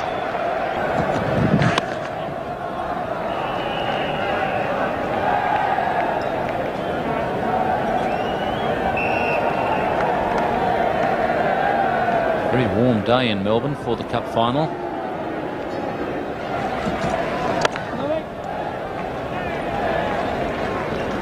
We already had one moment of drama here today when Ramiz Raja was caught at point by Hick, trying to square cut, and the ball just gently dollied out to Hick. No trouble in taking the catch, but umpire Buckner had called no ball because it was above shoulder height.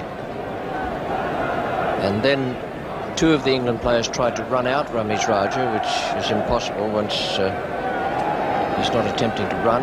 He's leaving stumps under the misapprehension. Their Fairbrother, the fielder, and that's a better throw. Good stuff.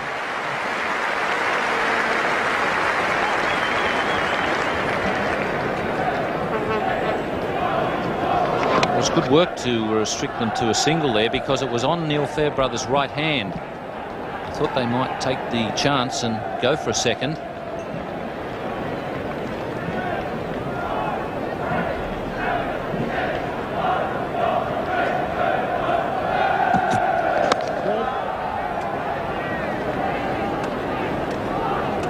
This telecast is going to many countries, and it's going to all states in Australia. Normally the state of origin, in this case Melbourne, wouldn't be getting it. That is the incident we were talking about. Ball up above shoulder height. Hick took it, then decided to try and run out the batsman, who wasn't attempting a run and had left his stumps under the misapprehension.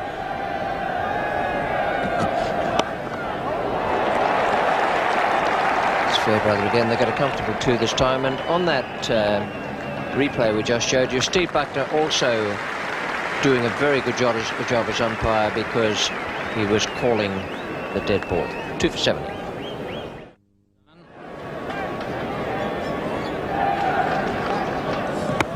Sure, they would have been hoping for a few more.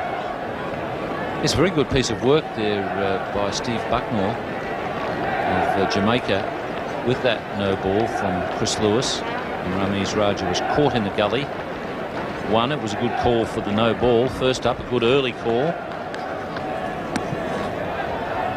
Steve Bucknor, probably more than most umpires, would have been well and truly aware that the batsman couldn't be run out, because in the Caribbean, Dean Jones was given out run out when he was bowled off a no ball. Now you see that Hick throws the ball at the stumps, and immediately Buckner is signalling dead ball. And he was walking in very quickly to let the players know what the situation was. Very good umpiring.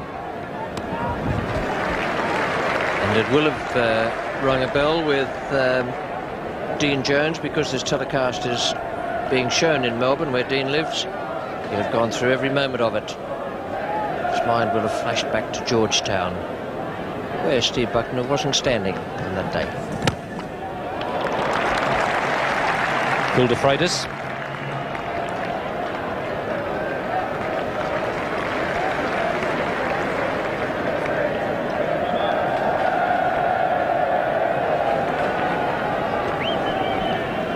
Don't be misled by the fact that Jarvid is wearing a sleeveless sweater out there. It is 31 degrees. Both in the fielder coming in from cover point. Neil Fairbrother is in at extra cover. Gooch has the men moving in very quickly there, and they're covered by two others doing the boundary riding.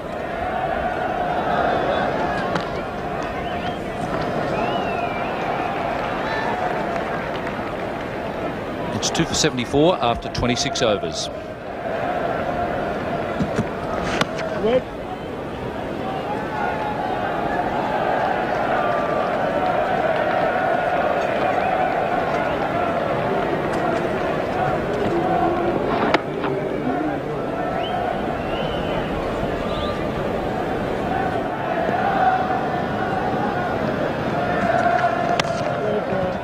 And that man, once again, at mid-wicket, saving the single.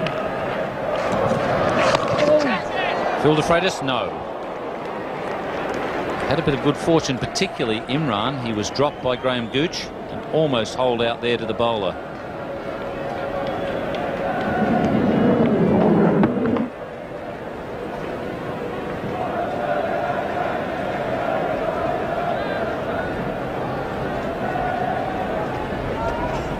Been England's best bowler on many occasions in this World Cup, Philip de Freitas.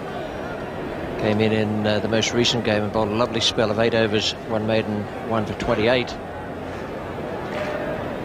It's against South Africa in the semi-final.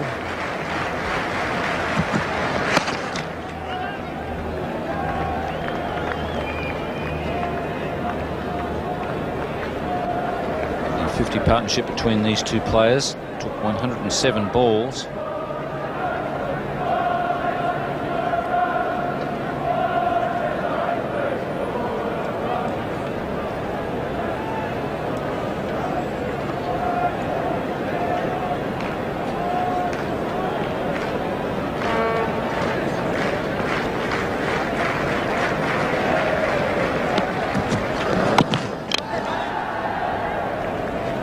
Good placer of the ball, Jarvid.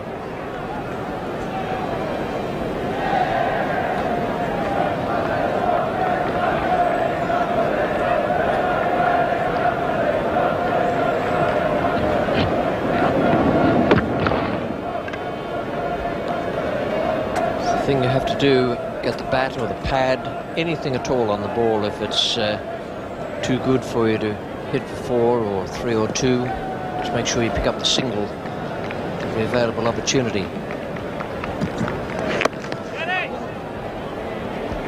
Just 2 runs off the over. It's 2 for 76.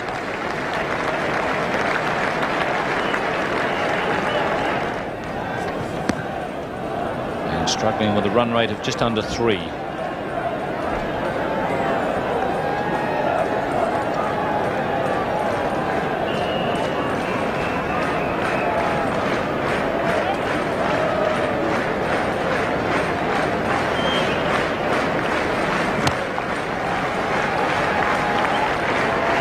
There's the placement again, but these two players now are going to have to start thinking very seriously about, well, if not giving it a thrash, at least starting to punch it down the ground to make Gooch change his field.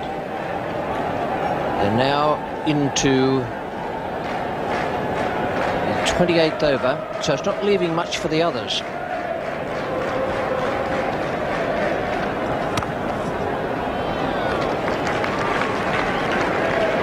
A bit fortunate to get away with a couple of short, wide ones, Richard Illingworth.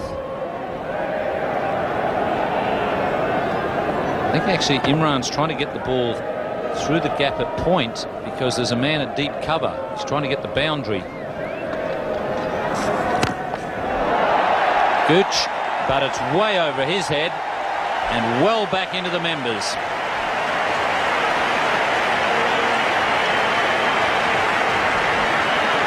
It's what they have to do, those areas straight down the ground. He's such a strong driver. And hitter of the ball, Imran Khan.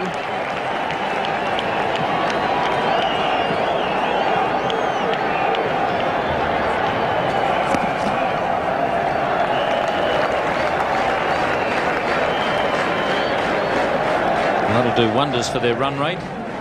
It's a bit under 3 per over. That was a marvellous hit. He hit it straight at Gooch, but it was way back there into the members. 15 rows back. It was a very interesting stroke because it was extremely risky, as distinct from risky. Very risky shot. Almost looked for a moment as though he got too close to it. It's 2 for 85 and 28. Well, a good stroke on quite a big ground. Well, just what the doctor ordered for Pakistan. Imran Khan. It's a big hitter.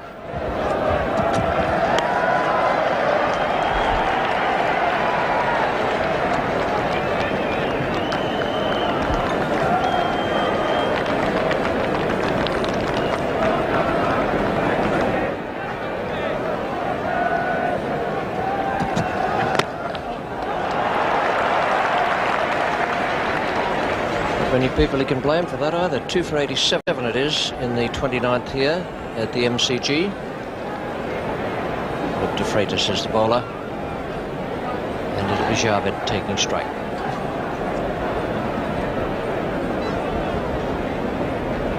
Alan Lamb into the side today. Must have been a toss-up between Lamb and Robin Smith. Smith struggling a bit with a back injury.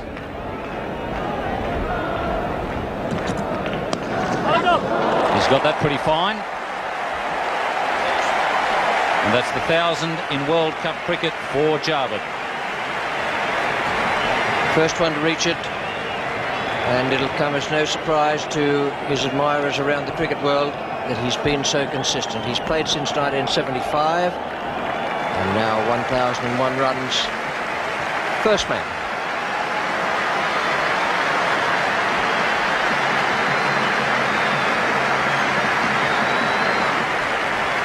Just flashed it up on the board, and Javed acknowledging the applause.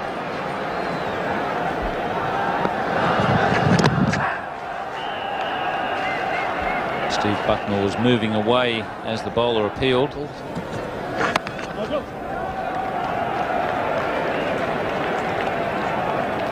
So when you think you see something on television you reckon is absolutely plumb, it may not be quite.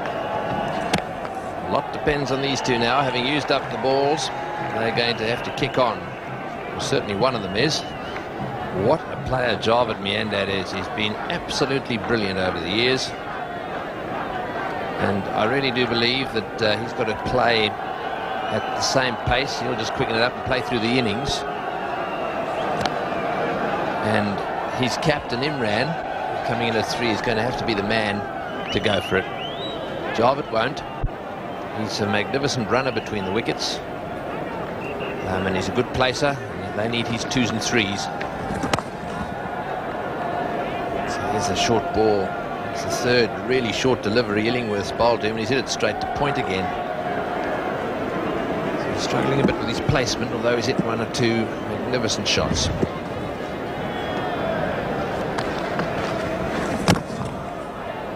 Well bowled.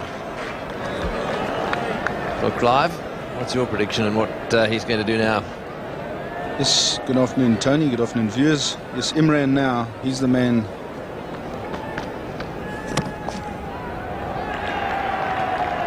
He's the man who's got to really accelerate for Pakistan.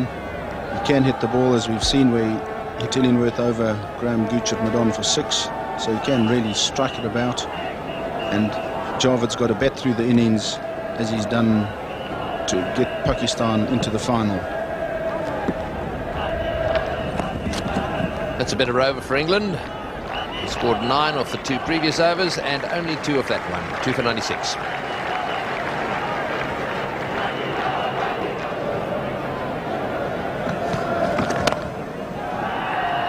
It's interesting that Stewart has decided to stand up for Reeve. That's going to stop Imran from charging down the wicket.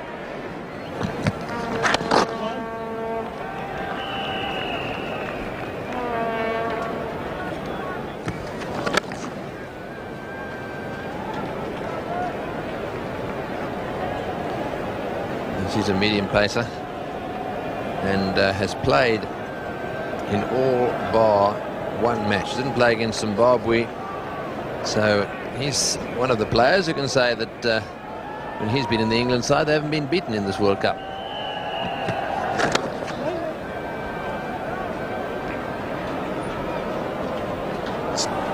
Dermot Reeve varies his pace. He's full of tricks to try and fool the batsman. Bowls slow deliveries, bowls from wide of the crease, and as a result doesn't make it easy for batsmen to score off him. He's got a magnificent change of pace. In fact, he also played in the match against New Zealand where they lost in Wellington, but he only bowled 3 overs in that match. He's a useful cricketer. Yeah, certainly can hit them too. He scored 25 runs off 14 balls in the match against South Africa at the Sydney Cricket Ground. Very useful that was.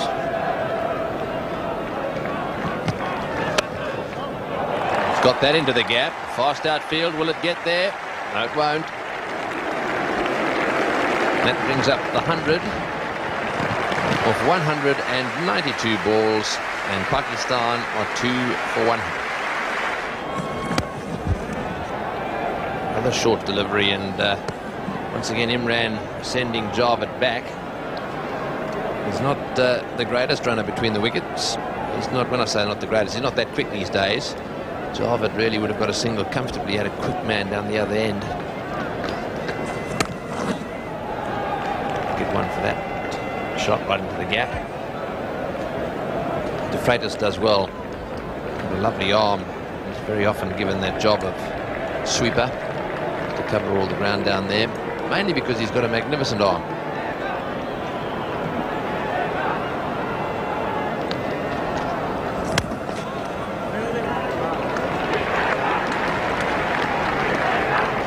This Imran Khan there is looking to try and hit the ball straight with 2 men out on long off and long on, and that's an easy single for him to give Javed the strike back.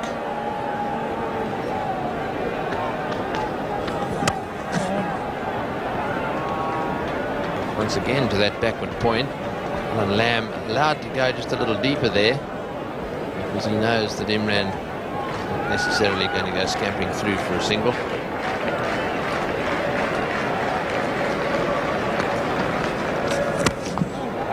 Hit that one very firmly down to mid-off. Pringle the fieldsman, and he has to bowl it in.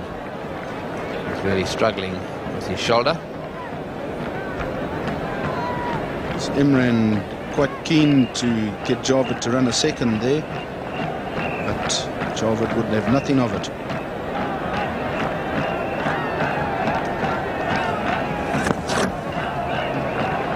Javed will be looking for 2 here. Will he come back? No, he won't. So just 3 off the over, nicely taken by Stewart. Pakistan move on to 2 for 103.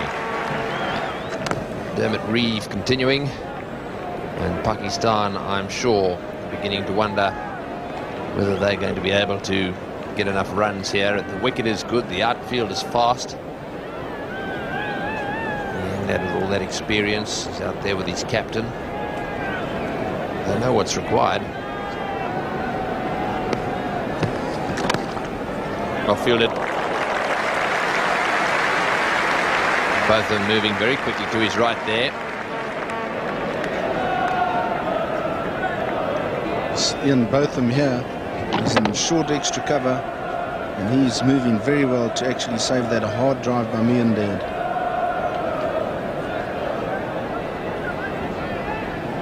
He's got his fans on the ground. It's a slow one, but picked by Javed. Nicely placed there. He'll come back for the second. They'll go for Imran. Oh, I tell you what. For a second it looked as if he'd actually put his bat in the way of that ball. Let's see if we can pick up his actions here as this one comes in. It's one thing letting the ball hit you. Tell you what, just a little naughty that. Looked to me as if he had his bat there and actually moved his bat in the direction of the ball. That is definitely not on. You can be given out.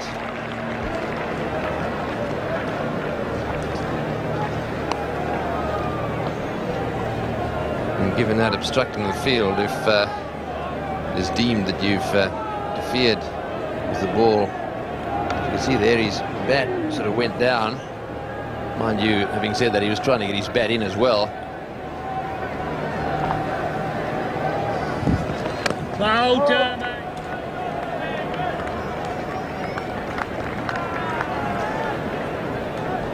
Imran there was running, and I think he suddenly found that the ball was going to get to the wickets before he was going to be in his crease. So then he had to actually make a lunge towards the crease, and as a result it looked as though he was hitting the ball and obstructing the field, but he was in a difficult position. Wide outside, off stump and given wide. Well, that's an interesting one. Dermot's a little frustrated with it, but Java definitely had it covered. A little chat there with Stewart. It was wide, actually. It's good timing.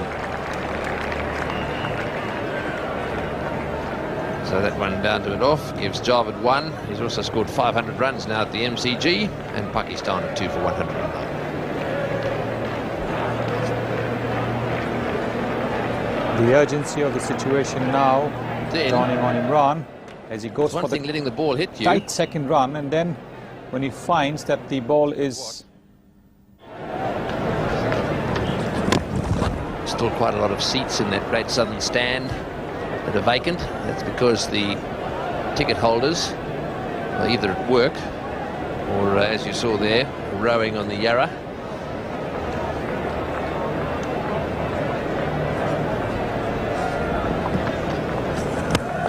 In the air, but well placed.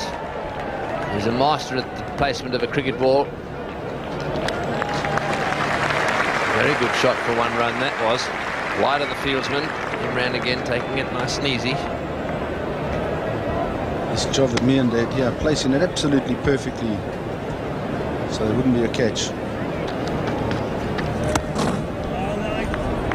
Yes, those of you who have fathers or husbands or wives coming to the ground, tell them not to bother with a car, because the car parks are full.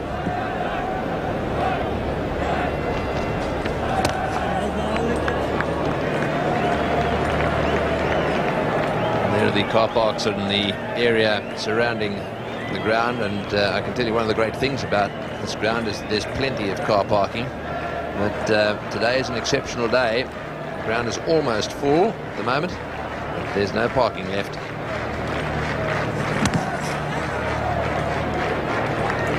Lots of seats on a tram, no doubt, or a train.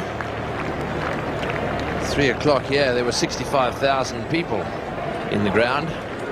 That's absolutely unbelievable. And one considers that Lords has as many, Lords in England, that is, has as many people in the city as Australia does in the whole country. And they have a capacity of about 25,000, perhaps 28. 4 runs of the over. Pakistan getting decided to bat first, 2 for 113. Imran fighting the gap there. That area is covered. And for those of you just tuning in to this telecast, Imran Khan won the toss, decided to bat first because he thought that conditions were ideal for batting. And it's a very warm welcome to those of you watching through Sky Sports in the UK, through Mnet in South Africa, Prime Star. It's hit away, this could be out, no, it'll be over his head. De Freitas has come in a little bit too far, over his head and into the fence for 4. Javed going for the big one there, managing to get it just over the top of Philip De Freitas' head. That's his third boundary. What a good shot that was. De Freitas here just wandered in a little bit, and Jarvid picked that up and hit it right over his head and made it impossible for him to get it. So I think Jarvid realising now that he too has got to start turning it on, because Imran's not going to be taking that responsibility on his own. Look at him, he's chatting away the steward there. Jarvid has to have someone to talk to in the field. It's not his own player. It'll be the wicketkeeper, the bowler. Someone has to be in the firing line there.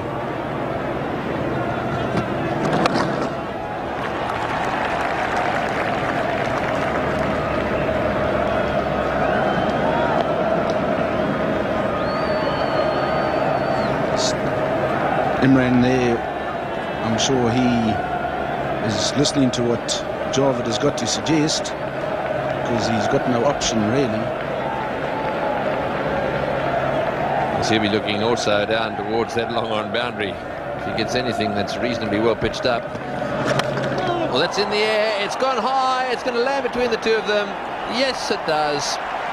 That's a very, very lucky Imran Khan on that occasion. A good bit of bowling there, slightly slower. He tried to hit it to mid-on, but it went straight up and bounced right between Botham and the mid-off fieldsman. Yes, Imran can be thankful he's miscued this one. Attacking the straight boundary, he miscued it, and he's placed it perfectly in between the two fielders. Well, he's got that one away beautifully. Nice and fine, that'll be 4. That is a bad ball. And that's also the 100 partnership. That one flicked away beautifully by Imran, fine for 4. 2 for 127.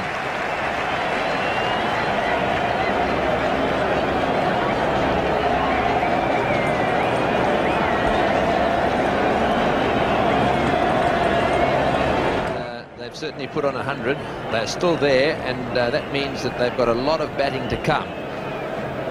Perhaps they could have been just a little quicker and still had a bit of batting to come. But have a look at those figures, especially Pringle's figures, 2 for 13. Oh, and a little stutter there, and in comes the throw. But really, it was at the other end there was going to be a problem. Jarvid said yes, Imran stuttered, Jarvid stuttered, but it didn't really matter because the throw didn't hit the stumps. Jarvid just judging it nicely, pushing it down wide of Fairbrother there, and there's a single. Jarvid out of the traps quickly there. So they're starting to run those ones now to backward point. Lamb will probably come in just a little bit, try and surprise them.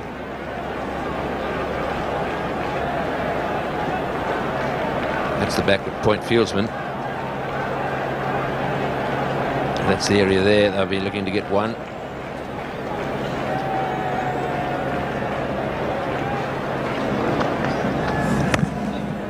It's well bowled. A bit of variation.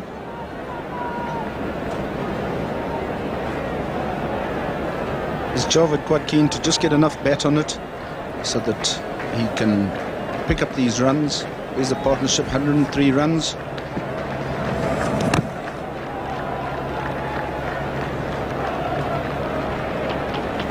Jarvid just attempting to just get the right weight on it so that he can get that single or push it in the gap and pick up 2. Pakistan definitely looking to accelerate their rate. That's his 50. 91 balls for his 50. Settles for 1 as the throw comes in over the bails. So Jarvid Miandad, who so often sets the pace for his side in these matches, he's obviously decided he's going to bat right through this innings, and when it gets to the last 10 overs, he'll really cut loose. Slowly but surely, his strike rate is lifting.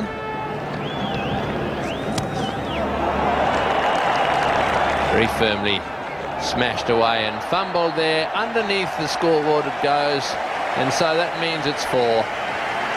Well, Pringle got to it very comfortably, just bobbed out of his hands. 7 runs from the over, 2 for 132.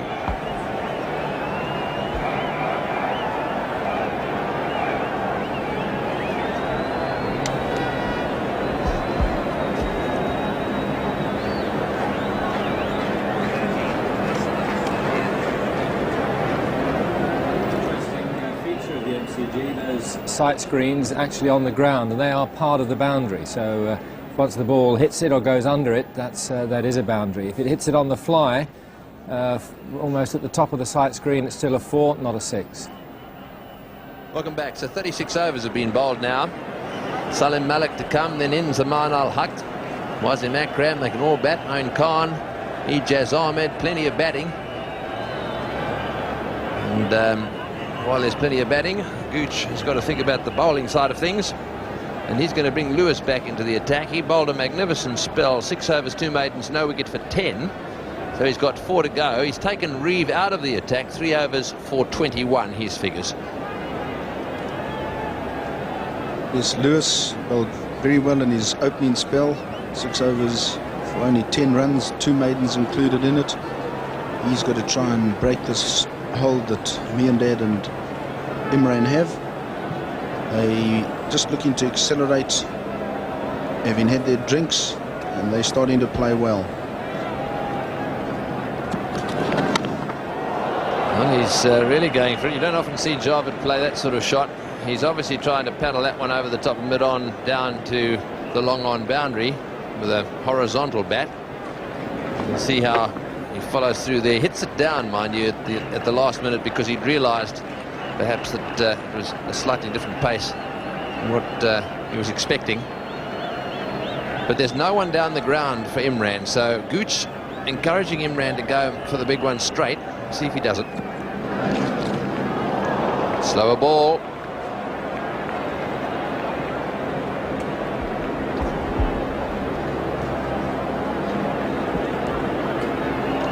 Yes, that area all the way around there is what Imran will be looking for. He'll be looking to hit one up and into the stand, either that side or that side, although they're moving a fieldsman back now in that direction. He'll still hit it dead straight if he wants.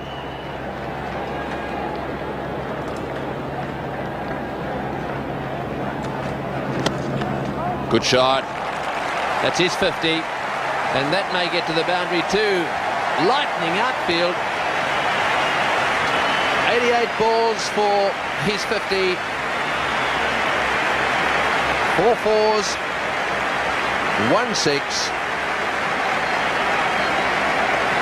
Imran Khan, who showed his intentions the ball before, and Gooch read it, put a long on out, but he had him a little bit too wide there. And Imran Khan, there 52 runs off 88 balls, a strike rate of 59.1. He's shown his intentions here now.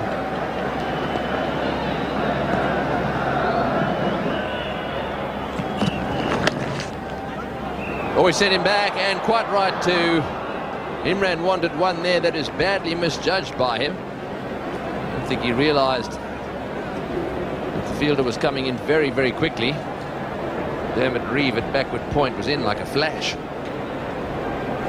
Yes, Imran Khan looking to pick up the single just square of the off. Ran it a bit finer, and Dermot Reeve was right in there.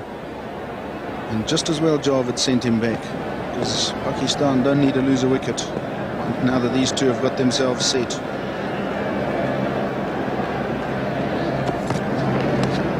Oh, and he got a little touch on that one, but it went straight down, and it was difficult to gather two. Back comes the throw, and they've got to buy signal there. I thought he got a nick on that one. Let's have another look at it. Yes, yeah, he bowls a slower ball, and he definitely got an edge on that. And just bounced in front of Alex Stewart. But it was very difficult for him to gather. There you see it again from another angle, and yes, he did get a touch on it, but it was 2 runs. Yes, and it didn't carry to the keeper, so it wasn't a chance. He fumbled it because it bounced just in front of him, quite hard to gather.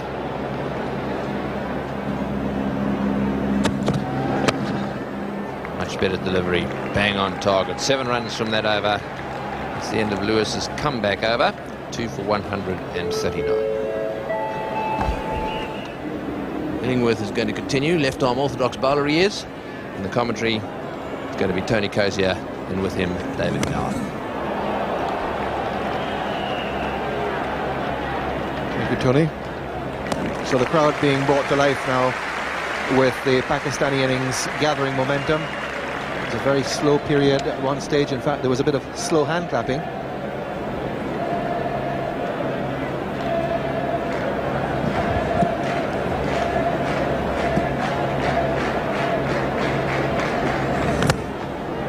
Got it through.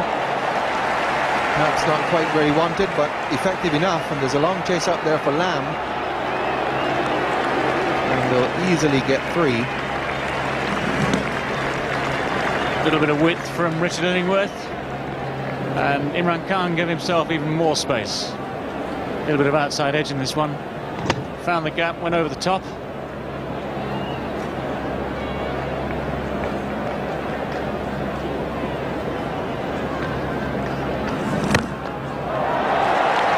It's a very unorthodox shot from Javed Miandad, but he's getting the ball away now. He's really propelling the score along, and he seems well in control, certainly in gathering runs, but he doesn't seem that well. He's just looked back to the dressing room and seemed to have signaled for something. He hasn't been well recently. In fact, he had to miss some of the matches early on because of a virus infection.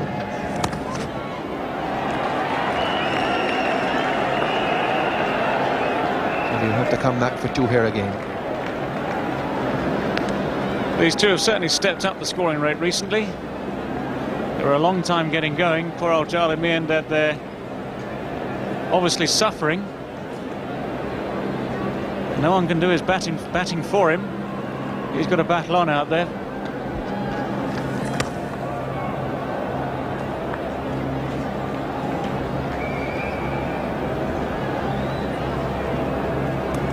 Again, Imran Khan gives himself plenty of space, aiming through this off stump, this ball very straight.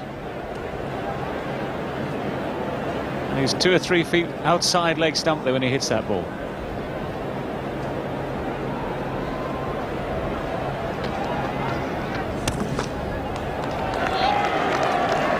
And there's no question this time that Javed Miandad is settled on 1. He's distressed out there. It's 2 for 147.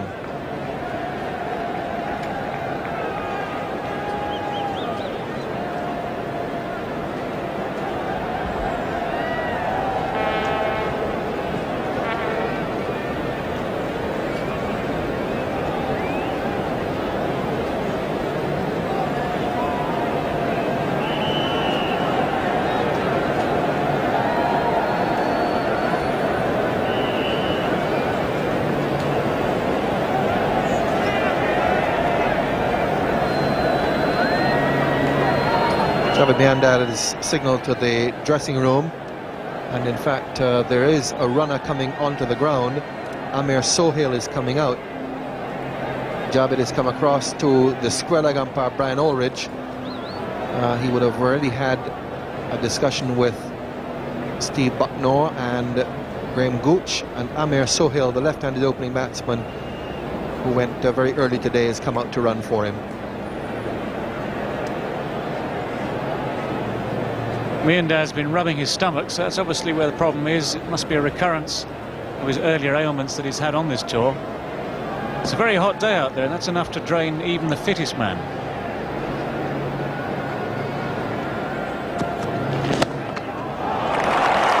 He's beaten the mid-off fielder for 4 more.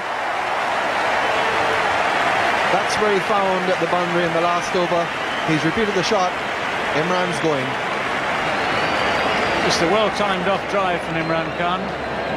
Full length delivery from Chris Lewis, but he's been hit very hard indeed, and Graham Gooch at mid-off was unable to get across in time to stop it. Gooch on the edge of the circle there, some 40-odd metres away from the bat, but the ball travelling too fast for him.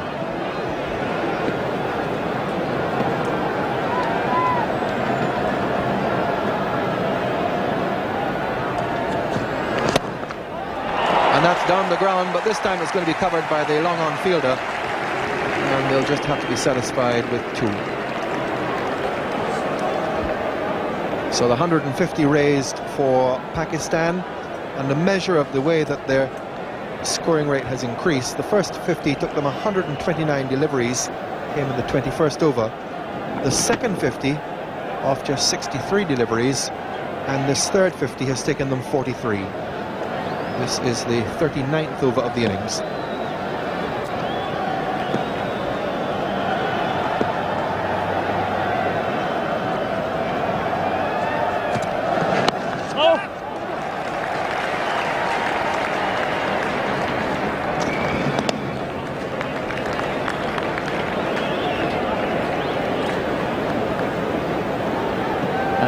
Pakistani scoring chart. Very quiet there when those 2 wickets fell early in the innings, and it took Miandad and Imran a long time to get going, but now they've got into their stride. Some more productive overs coming out. And this time to the left of Gooch. So Lewis is proving expensive here. Javed Miandad may be distressed out there by illness, but he still can put away a full toss.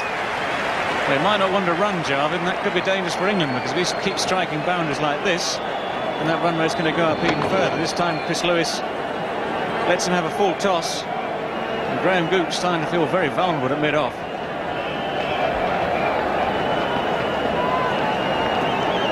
Now Graham Gooch has gone back, so for him to have gone back, he has moved the fine leg up into the semicircle.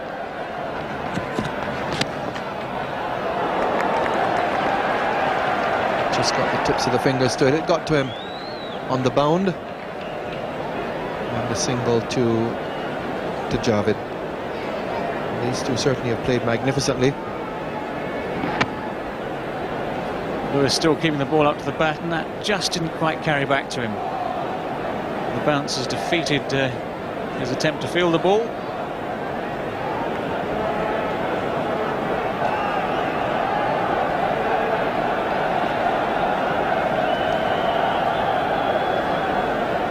Chris Lewis still making adjustments to his own field, bringing Philip de Freitas a little squarer at deep square leg.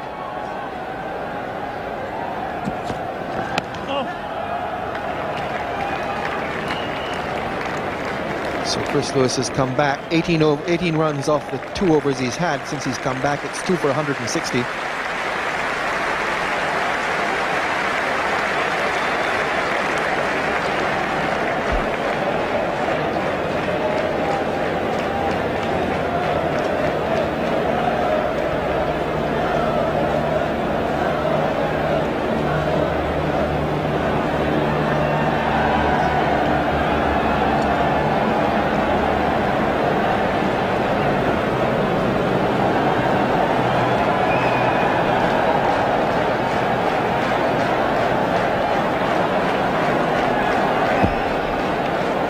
Crowd building all the time here. It's now 10 minutes past 5 o'clock in Melbourne, so many spectators will be coming down from work in the city of Melbourne, very close by here.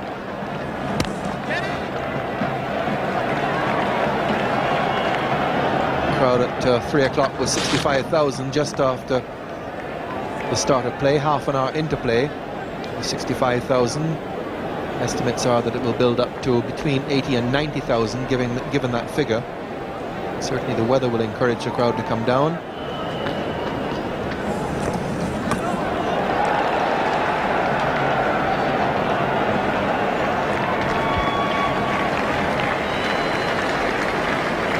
If Javed Miandad and Imran Khan can keep this partnership going through these last 10-11 overs, then there's every chance that Pakistan will be able to get up to 230, 240. And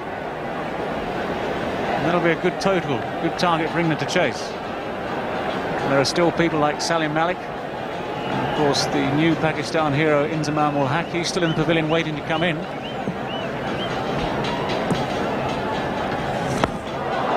And Javed has gone to the reverse sweep. A shot which he has made almost his own. That reverse sweep straight to Botham at point, and Illingworth gets the wicket, and Javed Miandad, who for the last half an hour or so of his innings has been distressed and needed a runner, out in this rather unusual fashion. It's not quite timed this, which is not entirely surprising. It's gone straight to Ian Botham at point. Miandad attempting to give this quite a heavy hit, the reverse sweep, but he's out, and Pakistan are 3 for 163. They needed a runner out in this. Well, does it remind you of fashion. the similar shot in the last World Cup final when Gatting was out first ball that Alan Border bowled, and that probably cost England the match. The Habib Bank team, and certainly one innings over in New Zealand.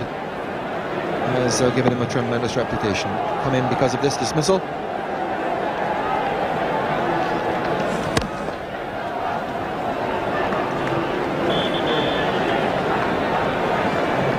Normally the reverse sweep that Javed Miandad played is quite a gentle shot. On this occasion he's really tried to hit it quite hard, but hasn't timed it, hasn't got hold of it properly.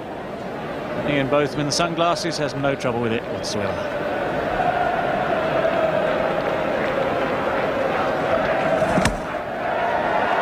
He's beaten the backward point fielder. If it doesn't get there, they can run 4, but it will get there. Outfield quite fast, and Inzamam gets off the mark with a boundary. The ground staff have worked very hard in preparing the MCG for this final, and the outfield is probably the quickest it's been all season. Certainly the quickest it's been for this tournament, and Ul Haq makes his intentions known. There's 10 overs left. He's not going to hang around, he's in good form. He's a natural striker of the ball, very quick scorer, very quick scoring rate he has.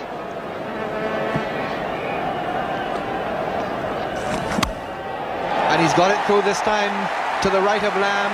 There's a long run for him. Again, the possibility here of running 4. But they only get 3. So the end of Richard Illingworth's spell, 10 overs, no wicket for 50. Correction, 1 for 50, and it's 3 for 170.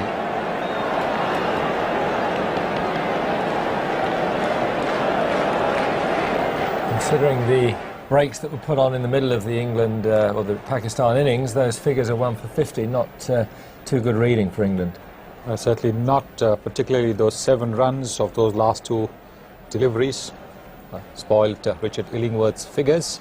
But then Inzamam Ul Haq must be very, very confident of after his brilliant innings against New Zealand in the semi-finals.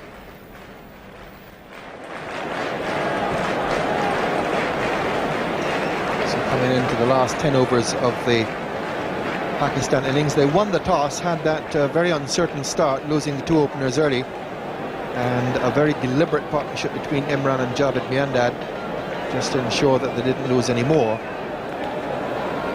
And the graph of their run rate started to climb very significantly from the 30th, 35th over onwards. Inzamam has now come in, and he will take strike. Change in bowling, and it will be Philip de Freitas.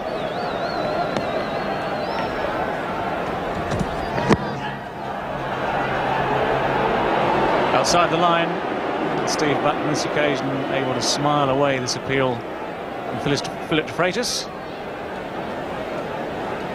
Inzamam moving quite a long way across his stumps there, and the ball comfortably outside the off stump when it hit him on the pad. And de Freitas has replaced Chris Lewis, who was quite expensive in his last over. Graham Gooch able to work the changes with his side. There are plenty of bowlers in this side, plenty of options open to him.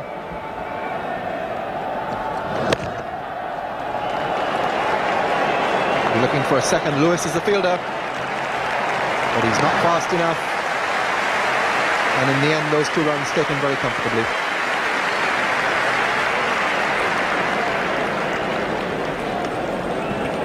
Chris Lewis there bowled a very good opening spell, but expensive 13 runs off his last over.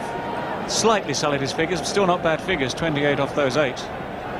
But he can contribute whenever he's in the field there. Very quick over the ground, key fielder for England.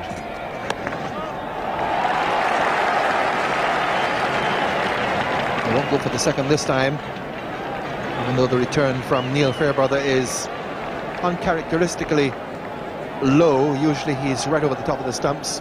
Accuracy here just a little bit weak. Very straight, but just a little short there for Alex Stewart, England wicketkeeper. And Neil Fairbrother just questioning where exactly he needs to stand. Philip de Freitas suggesting that he might need to be a little bit closer. In fact, Fairbrother moves a few yards wider.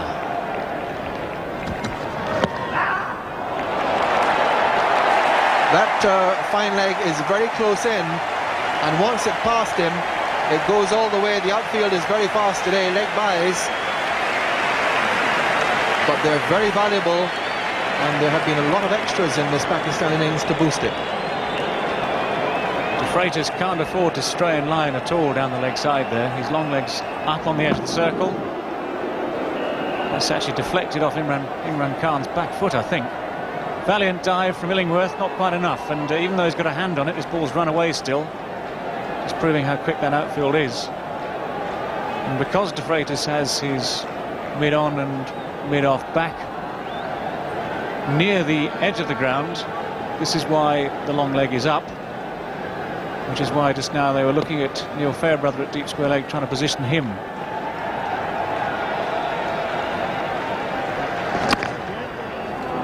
In fact, that's 17 leg byes now in the innings. Those 4 from the boundary of Imran's pad, amounting overall to 30 extras. Well, Pakistan have given away a few extras over the tournament. And the likes of Wasim Akram again tonight. We'll have to be very careful that the tally of no balls and wides doesn't give England a similar advantage.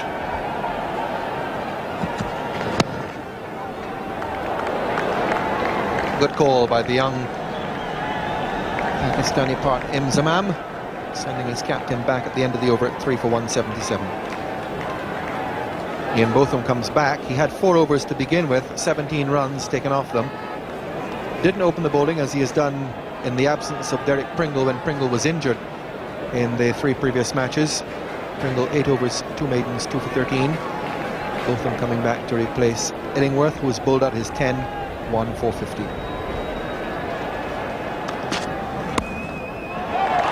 That's beautifully struck for 4. That's a magnificent shot. Well, Inzamam ul Haq's been in wonderful form over the last couple of weeks, and he's basically said thank you very much indeed to Ian Botham for that one. It's a bit of a loosener, launched up at leg stump, and ul Haq, who's a very fine time of the cricket ball, also placed this beautifully. There's a man out at deep square leg, very square. There's a lot of ground to cover there. That's 4 runs. And now Delicate once more, just past the diving short for 4 more. And once more for the Pakistanis, Imzamam is the man. This was a feature of the Pakistan innings at Eden Park against New Zealand, but when they were under pressure batting second, so often they managed to get boundaries early in the over, putting the bowler under pressure and taking the pressure off themselves. And this time Inzamam's played a very delicate late cut. It's beaten the sprawling Stewart, and that's 8 runs off the first 2 balls of Botham's return. Make that 9. And Imzamam has very quickly moved on to 19 of 9 deliveries. Not surprising at all that Inzamam came in. He was listed on the order below Salim Malik. Salim Malik's not had a very good tournament. This man certainly has.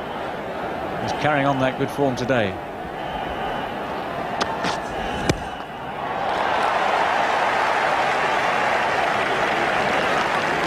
Plenty of time for 2.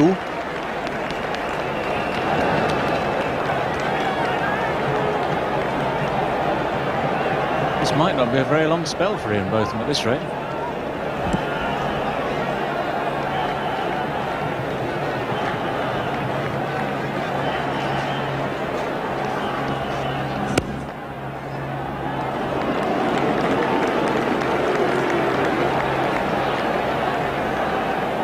Crowd slightly disappointed at the fact that Ian Botham has bowled a dot ball. Graham Gooch now the man saving 1. He's been out in the outfield for a lot of today's cricket. But he's back in the sanctuary of the circle now.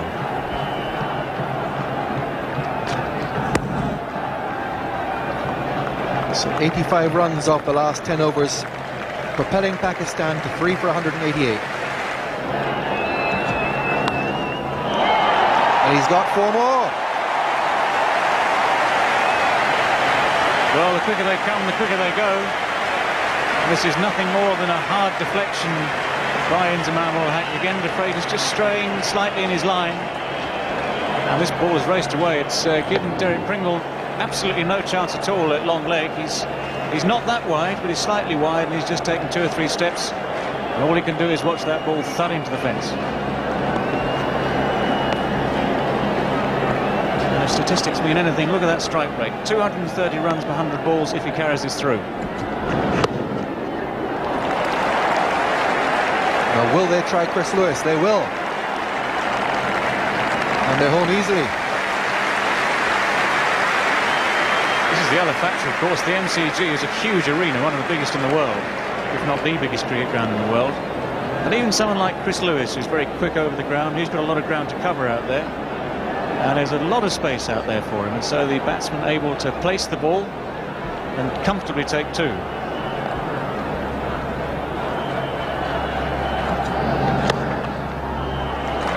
Only one this time, though.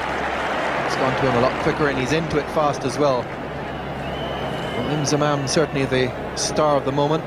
Papers this morning featuring him as the real threat for England. Young man could have come out here with nerves in front of this big crowd and perhaps let his supporters down. None of it. He's come out here and done exactly what everyone had anticipated. He scored off 10 of those 12 deliveries.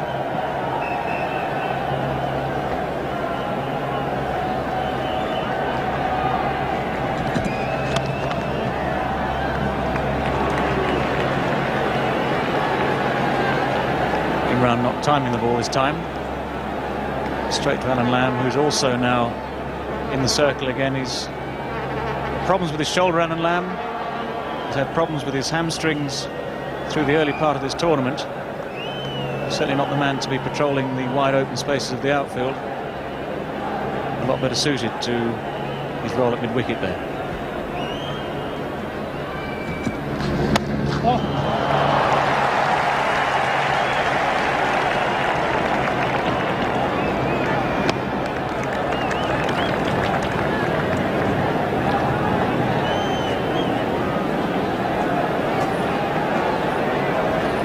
Imzamam's World Cup, the most crucial innings that he played would have been in the semi-final against New Zealand. That's 60 off 37 balls.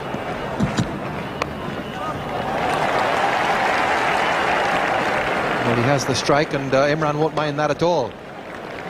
3 for 197. Imzamam 27 from just 13 deliveries and has the strike once more.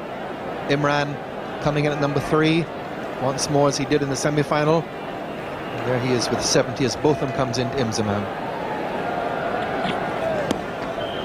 Oh, that's well struck once more, but there's a man out there this time. Imran with a lot of incentive in this final.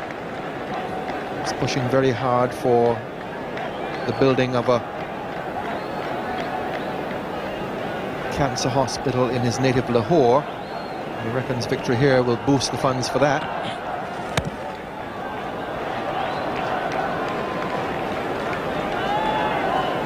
And the Pakistanis building a very respectable total here as well.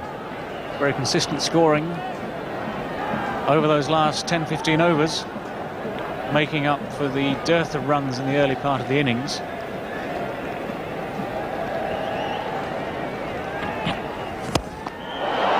Down the ground, and a catch straight into the hands of Illingworth at long on. And Imran, who's batted so well for his 70, finally goes. Botham gets the wicket, and Pakistan are 4 for 197.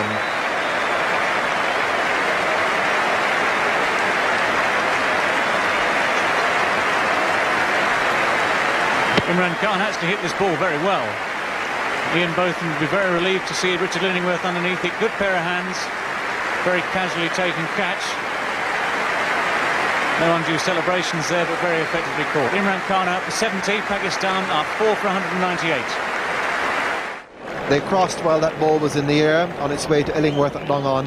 The catch to dismiss. Imran Wasim Akram, the left-hander, has come in to take his place. And in the commentary box we have a change as well. Bill Laurie and Ian Chappell. Thank you, Tony. Ian Botham from the members' end. Ingham driving straight, the on drive, and with the man at long on. That was a vital wicket for England, being a new batsman to the crease. The experienced captain hitting the ball well, but straight to Illingworth. It's very casually taken by Richard Illingworth. He got into good position quickly and then took it quite casually, but very safely. Good pair of hands.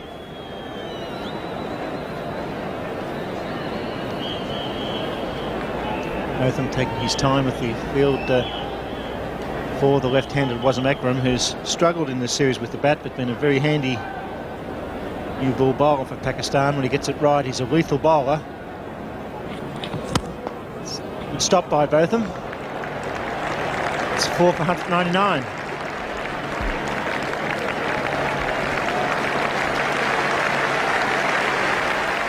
Well, Ian Botham comes in again and does the trick with a bit of a strange ball.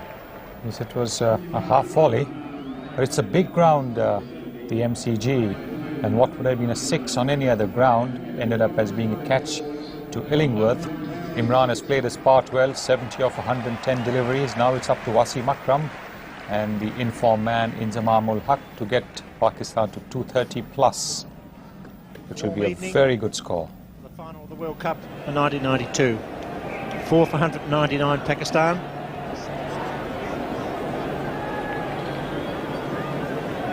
Six overs to be bowled. Inzamam there going with the pad. He's a very powerful man, Inzamam. Very simple technique and a very cool head. He doesn't look too nervous for a young man playing in the World Cup final. And he gets well forward, gets into good position and places the ball absolutely beautifully. De Freitas bowling from the southern end.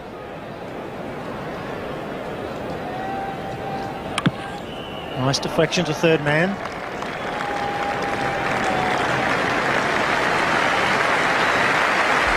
He brings up the 200.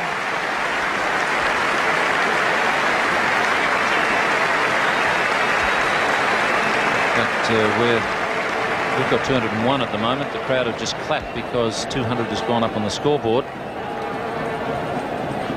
there's a bit of a discrepancy at the moment.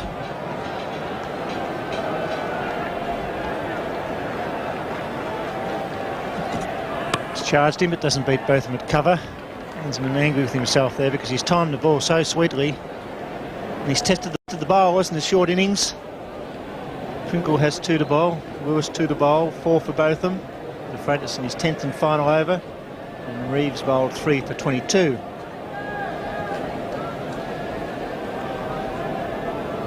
Massive crowd in the Melbourne Cricket Ground.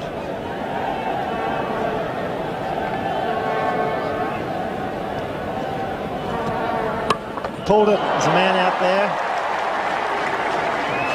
Just single. Very quickly into position, Inzamam ul Haq, to play that shot. He likes to get onto the front foot, but as soon as he saw it short, very quickly swayed back and hammered it over mid-wicket.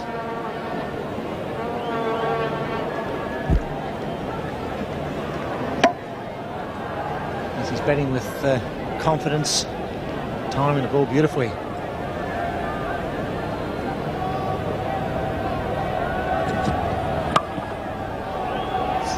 Single, the man just inside the circle, the 30-yard line. The problem here for Gooch to get the bowlers right. Just a little bit on the back foot, England. They had control on the first 30 overs of this match, but Pakistan have hit back hard with some excellent batting, good placement.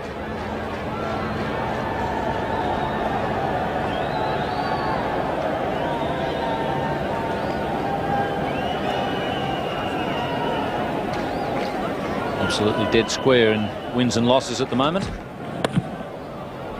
Good placement, timing. 2 more, 6 off the over. 4 for 205.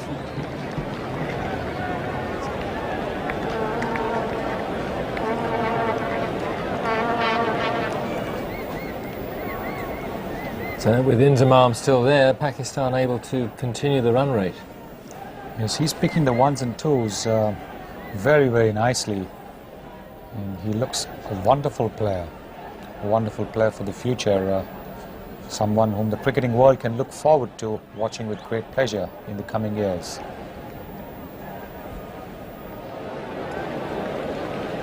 Plenty of batting left for Pakistan. Salim Malik, Nolan Khan, Ijaz Ahmed. Charge, and he hit that could go all the way. Superbly placed by Wasim Akram. Well, we've got two very powerful men at the crease. Both tall, you see there, about the same height. Both of them hit the ball extremely hard, so if they do find the gap, it's see you later. And that's exactly what Wasim Akram did on that occasion. Got it into the gap, and it was good night, nurse. You don't have to bother chasing those. This crowd coming to life here. It's been a good recovery by Pakistan. They were in trouble early on, 2 for 24. They really struggled. This time he beats both, and they look for 2. It's coming back. Inzamam, he's a little bit slow. If the slow hits, he's going to be close as home. Over the stumps met the ball. Good running. Yes, he took a while to make up his mind about the second, Inzamam. And the other problem he had there, you saw he had to go back to his crease in case Ian Botham stopped the ball. But he really stretched out in the end. It's thrashed out to deep cover. There's a sweeper there. It's the single. Well, the pressure now squarely on England shoulders here. They've got wickets in hand, Pakistan, the final 5 overs. The strain showing on Ian Botham's face there. Massive crowd in for the World Cup final. Perfect afternoon, quite warm.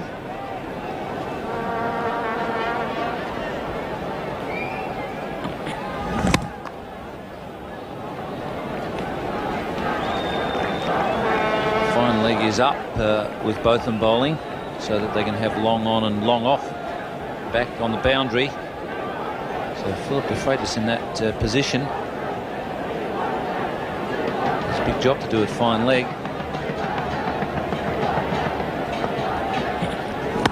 Oh, he's flicked it away. The man's out there is very deep. It's on the first bounce, just a single. 4 for 213. Gee, that was just a flick, and it travelled 75 metres. No trouble at all, just a flick of the wrists. Didn't land that far short of the fieldsman.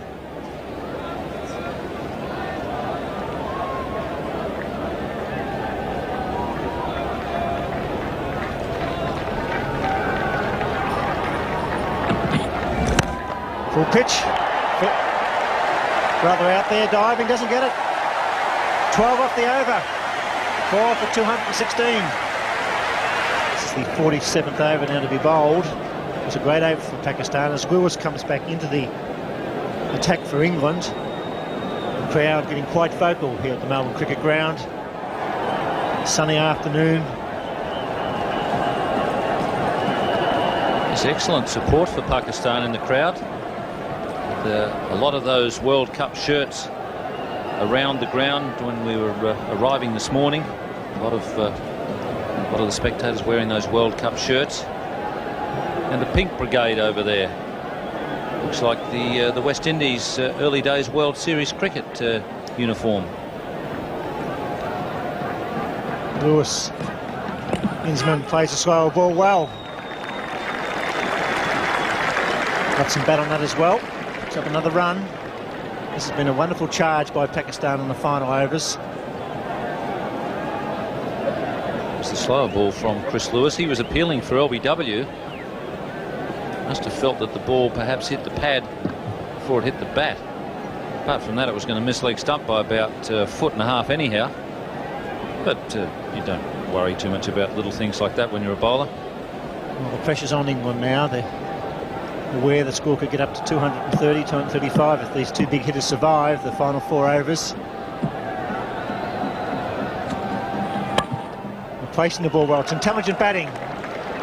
Wasim Akram's a good athlete. He's coming back on Fairbrother throw. It's going to be close. It's wide. Good cricket, Pakistan. Needs to be a little careful, Wasim Akram. He turns blind, and he was charging back and then had a look to see if there was a second. Now that encourages the other runner, Inzamam, and you see there he had to hesitate a little. Once Inzamam sees Wasim Akram going flat out, then he gets into top gear. If Wasim then decides against the run, it's going to be difficult for Inzamam to head back. Chips that nicely over cover, at least 2. And this is a great charge by Pakistan. They're in trouble early on, 2 for 24. 2 for 96 after 30 overs. And that's up to 4.75. Terrific performance. When you think at the halfway mark, 25 overs, they were 70. It's a tremendous performance.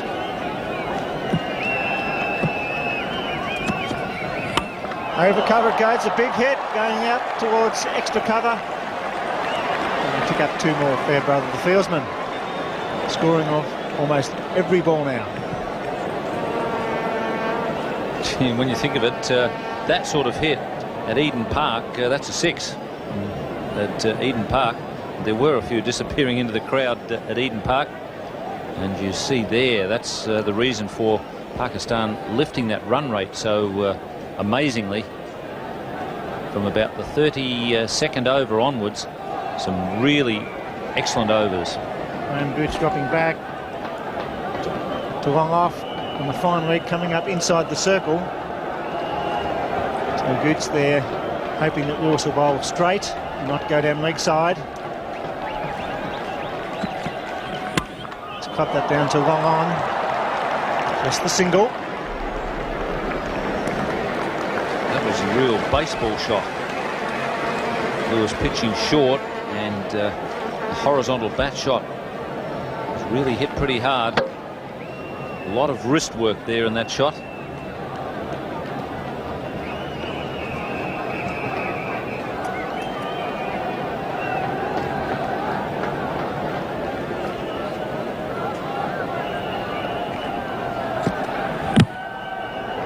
Eight runs off the over. 4 for 224. Salim Malik, Moeen Khan, Ijaz Ahmed, all capable batsmen to come, but at the moment these 2 young batsmen going beautifully for Pakistan. It's going to be Derek Pringle to bowl his 9th over from the members' end.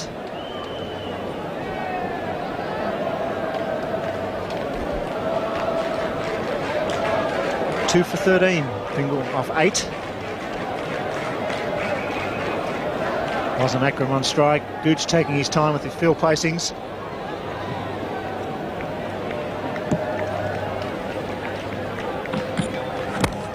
Nicely played. Taking on Botham. Excellent running. Botham's arm sore there at mid-wicket. As he tried to throw completely off balance, Ian Botham, and that put a big strain on his arm. And he immediately grabbed the shoulder.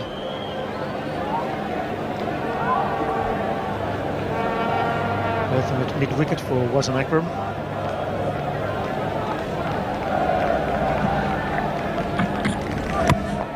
Nicely played. Won't go. Probably would have made it. Fraction. He hesitated. And no ball was called. And Ryan Aldridge showing Derek Pringle that he was just a couple of centimetres over. Obviously that's why there was hesitation. Somebody must have heard the no ball call, realised that they were going to be getting 1 run anyhow.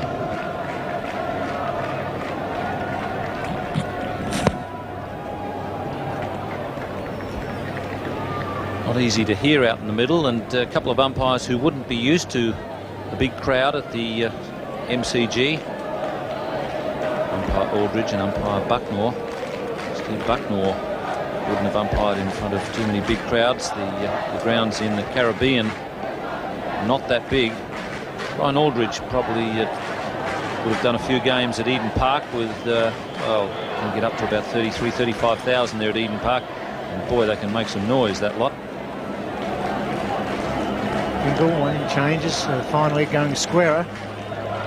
So there's a big chance if they glance down the leg side. There's a big gap from Lewis there at very squarish fine leg, so all that area there is uncovered for the leg glance. So he won't want to stray onto leg stump, Derek Pringle.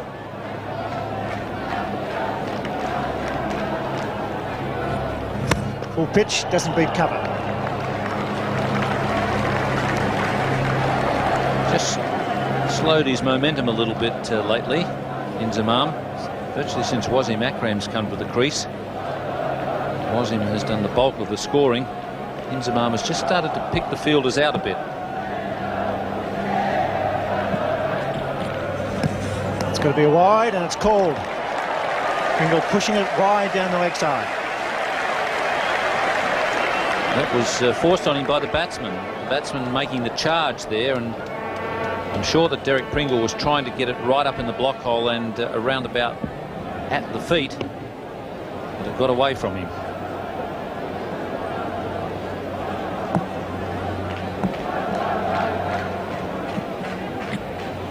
Let's pull that out towards Hickett mid-wicket. It's 4 for 231. This is a magnificent performance by Pakistan in their first ever World Cup final. They were really struggling early on. And recovered because Imran and Javed kicked on at the vital time. And Inzamam and Wasim Akram scoring beautifully and placing the ball well.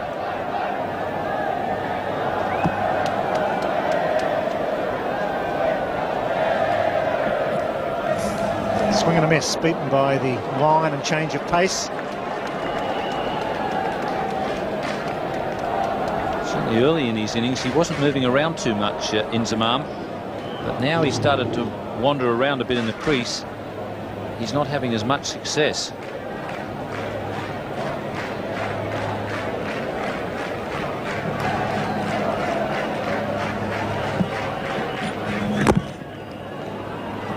Eight runs off the over, 4 for 232.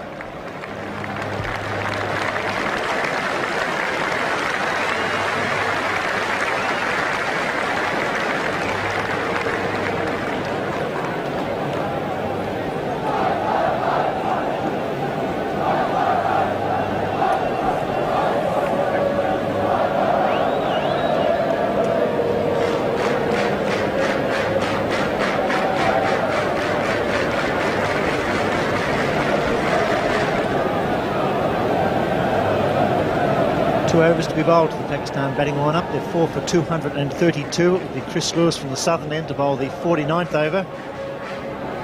The sun just going down now here in Melbourne. It's a warm evening, magnificent crowd, and a very good final. It's quite time that he beats Lewis. Wasim Akram coming back for the second, running well between the wickets. Terrific athlete, Wasim Akram. Very quick between the wickets. Quite a bit quicker, in fact, than Inzamam.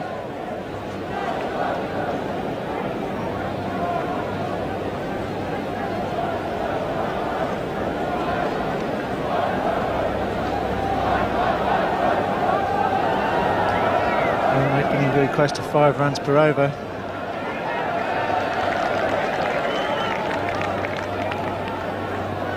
Pringle coming up inside the circle now at fine leg, and Gooch goes back at mid-off.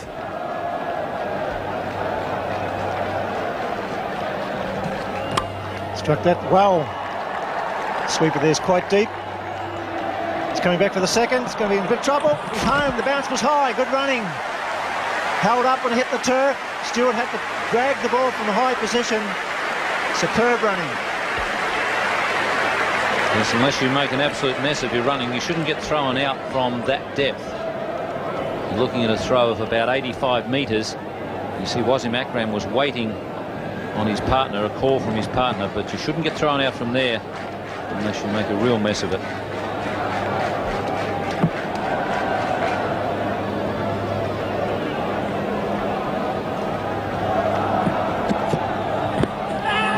Very close, going down the leg side.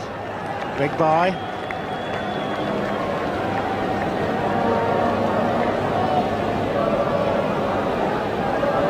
changes his pace quite nicely, Chris Lewis. See that ball there.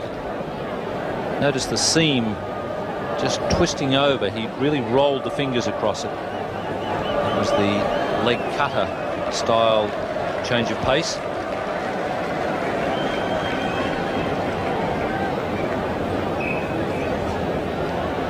Three balls to be bowled in the 49th over. Hush crowd now, they've been thrilled by this onslaught. That's a good hit. That's going all the way through mid-wicket for 4. Whacked down on one knee virtually and whacked that over mid-wicket. He hasn't had a lot of luck so far in the tournament with the ball, Wasim Akram. He's a very dangerous cricketer, and if this is going to be his day, he certainly has looked pretty good with the bat as he drops down onto the knee and whacks it over mid-wicket. Could follow it up with the ball as well.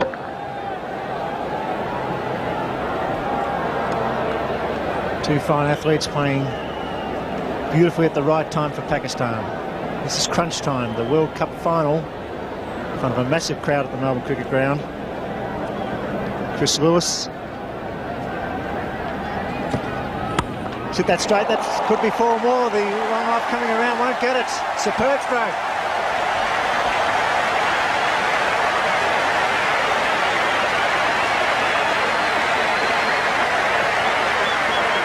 Get one hit back at you like that as a bowler, and it's likely to take you off at the knees. You could see it was gone past Lewis before he could even throw the hand out.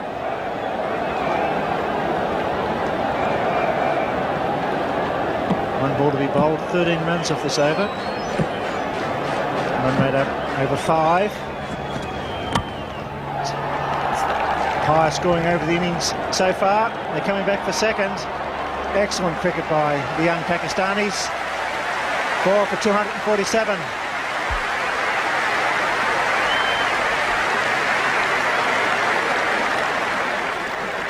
Well, Wasim Akram doing a great job, and he's still got to bowl.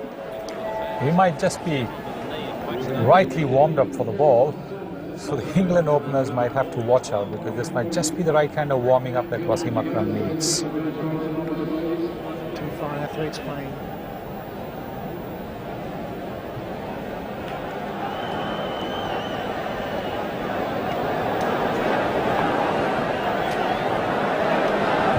On overs bowled, 1 to be bowled to the Pakistan batting lineup. They've done a magnificent job here at the Melbourne Cricket Ground in the World Cup final. 4 for 247. Imran Khan won the toss, elected to bat. It was a terrible start. They were 2 for 24. At the halfway mark, they were on the 60 mark, and they recovered with a magnificent onslaught in the final overs.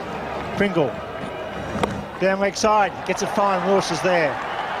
Just the single. I think they've got the right bloke on strike now. He's done some real damage since he's been there, Wasim Akram. I think he's the best man for Pakistan to have on strike. 51-run partnership of 35 deliveries, both striking beautifully, both big, strong young men. The Englishmen taking their time. Gooch there. He's on the back foot at the moment, surely.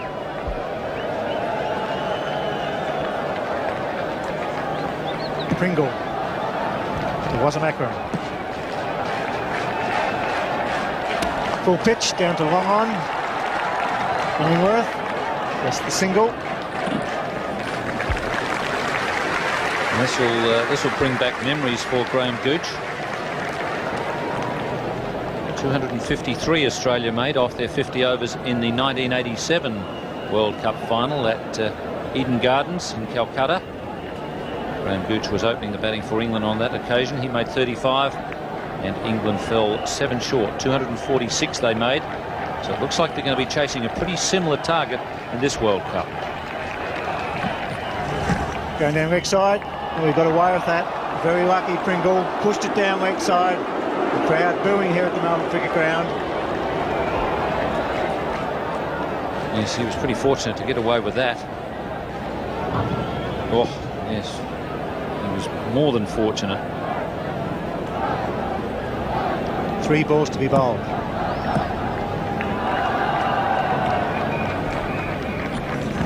charged, missed it. One of the few bad shots from Inzamam Haque. Charged too early, beaten by the bounce.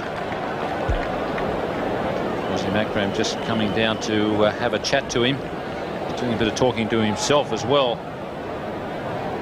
Might have been the short, slower one from Derek Pringle.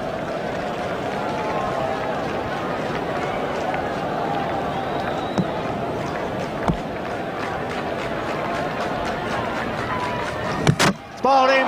Good piece of bowling by Pringle, kicking the ball well up, but what a fine innings by this young man. They get a magnificent ovation. He's whipped Pakistan into a great position.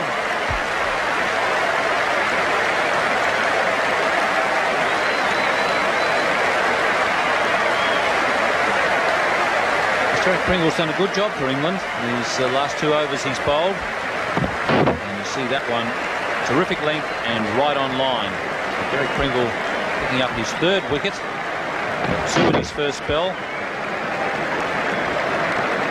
And with 1 ball remaining in the innings, Inzamam is on his way back to the pavilion. 1 legal delivery to go. It's 5 for 249. 42 off 35 balls faced. Certainly a great innings under pressure. Looked as calm as a cucumber when he came out to the crease, the 22-year-old. He's done his job. He has given the Pakistan bowlers a good total to bowl at. Almost be a full house by the time the second innings starts. A magnificent ovation as Salim comes out to face just 1 ball. Yes, this is when one-day cricket is not much fun for a batsman, when you've got to come in and face 1 ball. But important that he gets some wood on it.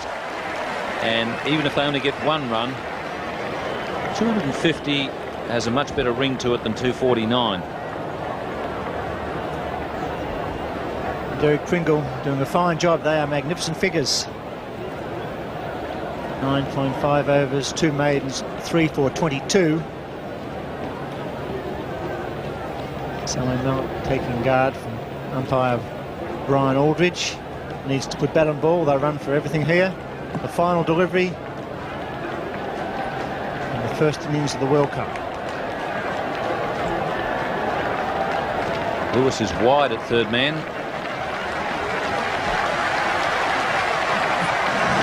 Swing and a miss, they're going to run.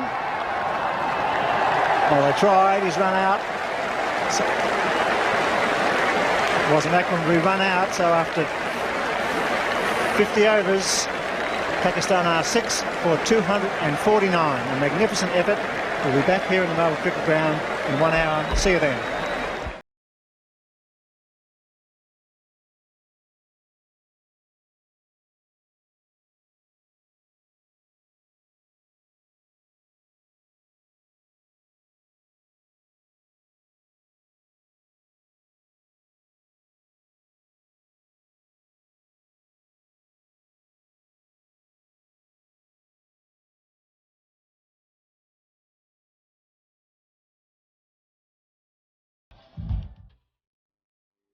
Well, obviously a break between innings and a chance for Sunil to look back over that Pakistan innings. It was interesting, the groundsman was reported as saying he's prepared a wicket that's worth about 240 runs.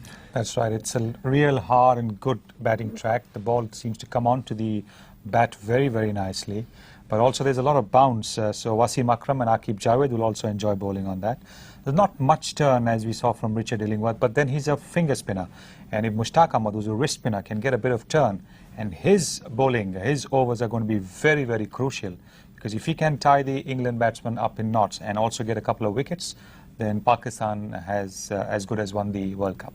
Because the one thing that we've been saying about the England bowling attack is that it's more of a containing type of attack, whereas, and obviously they didn't contain Pakistan on that ground and in those circumstances. The thing about Pakistan is they can get wickets. Yes, and once they start to get the wickets, then the pressure is on the batsman, because you need some solid players, and Imran and Javed gave the solidity to the Pakistan innings so that Inzamam and Wasim Akram could come down and throw their bats about without worrying about the fact that they would run out of overs and wickets. And look at the runs there for Imran Khan and Javed Miandad. I mean, at one stage they were way behind, and they were batting at about just at 2.2 something and over. Yes, but they were doing a consolidating job, and once they were past the 30-over mark, both of them started to throw their bats about.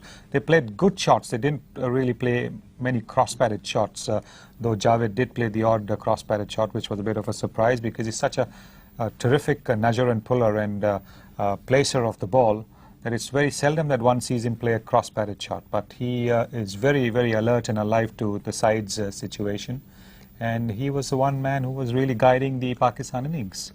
And not very good reading for most of the bowlers, except right at the top there, Derek Pringle, a terrific return to the side for him. Yes, I think England and Graham Gooch must be very thankful that Pringle was declared fit today.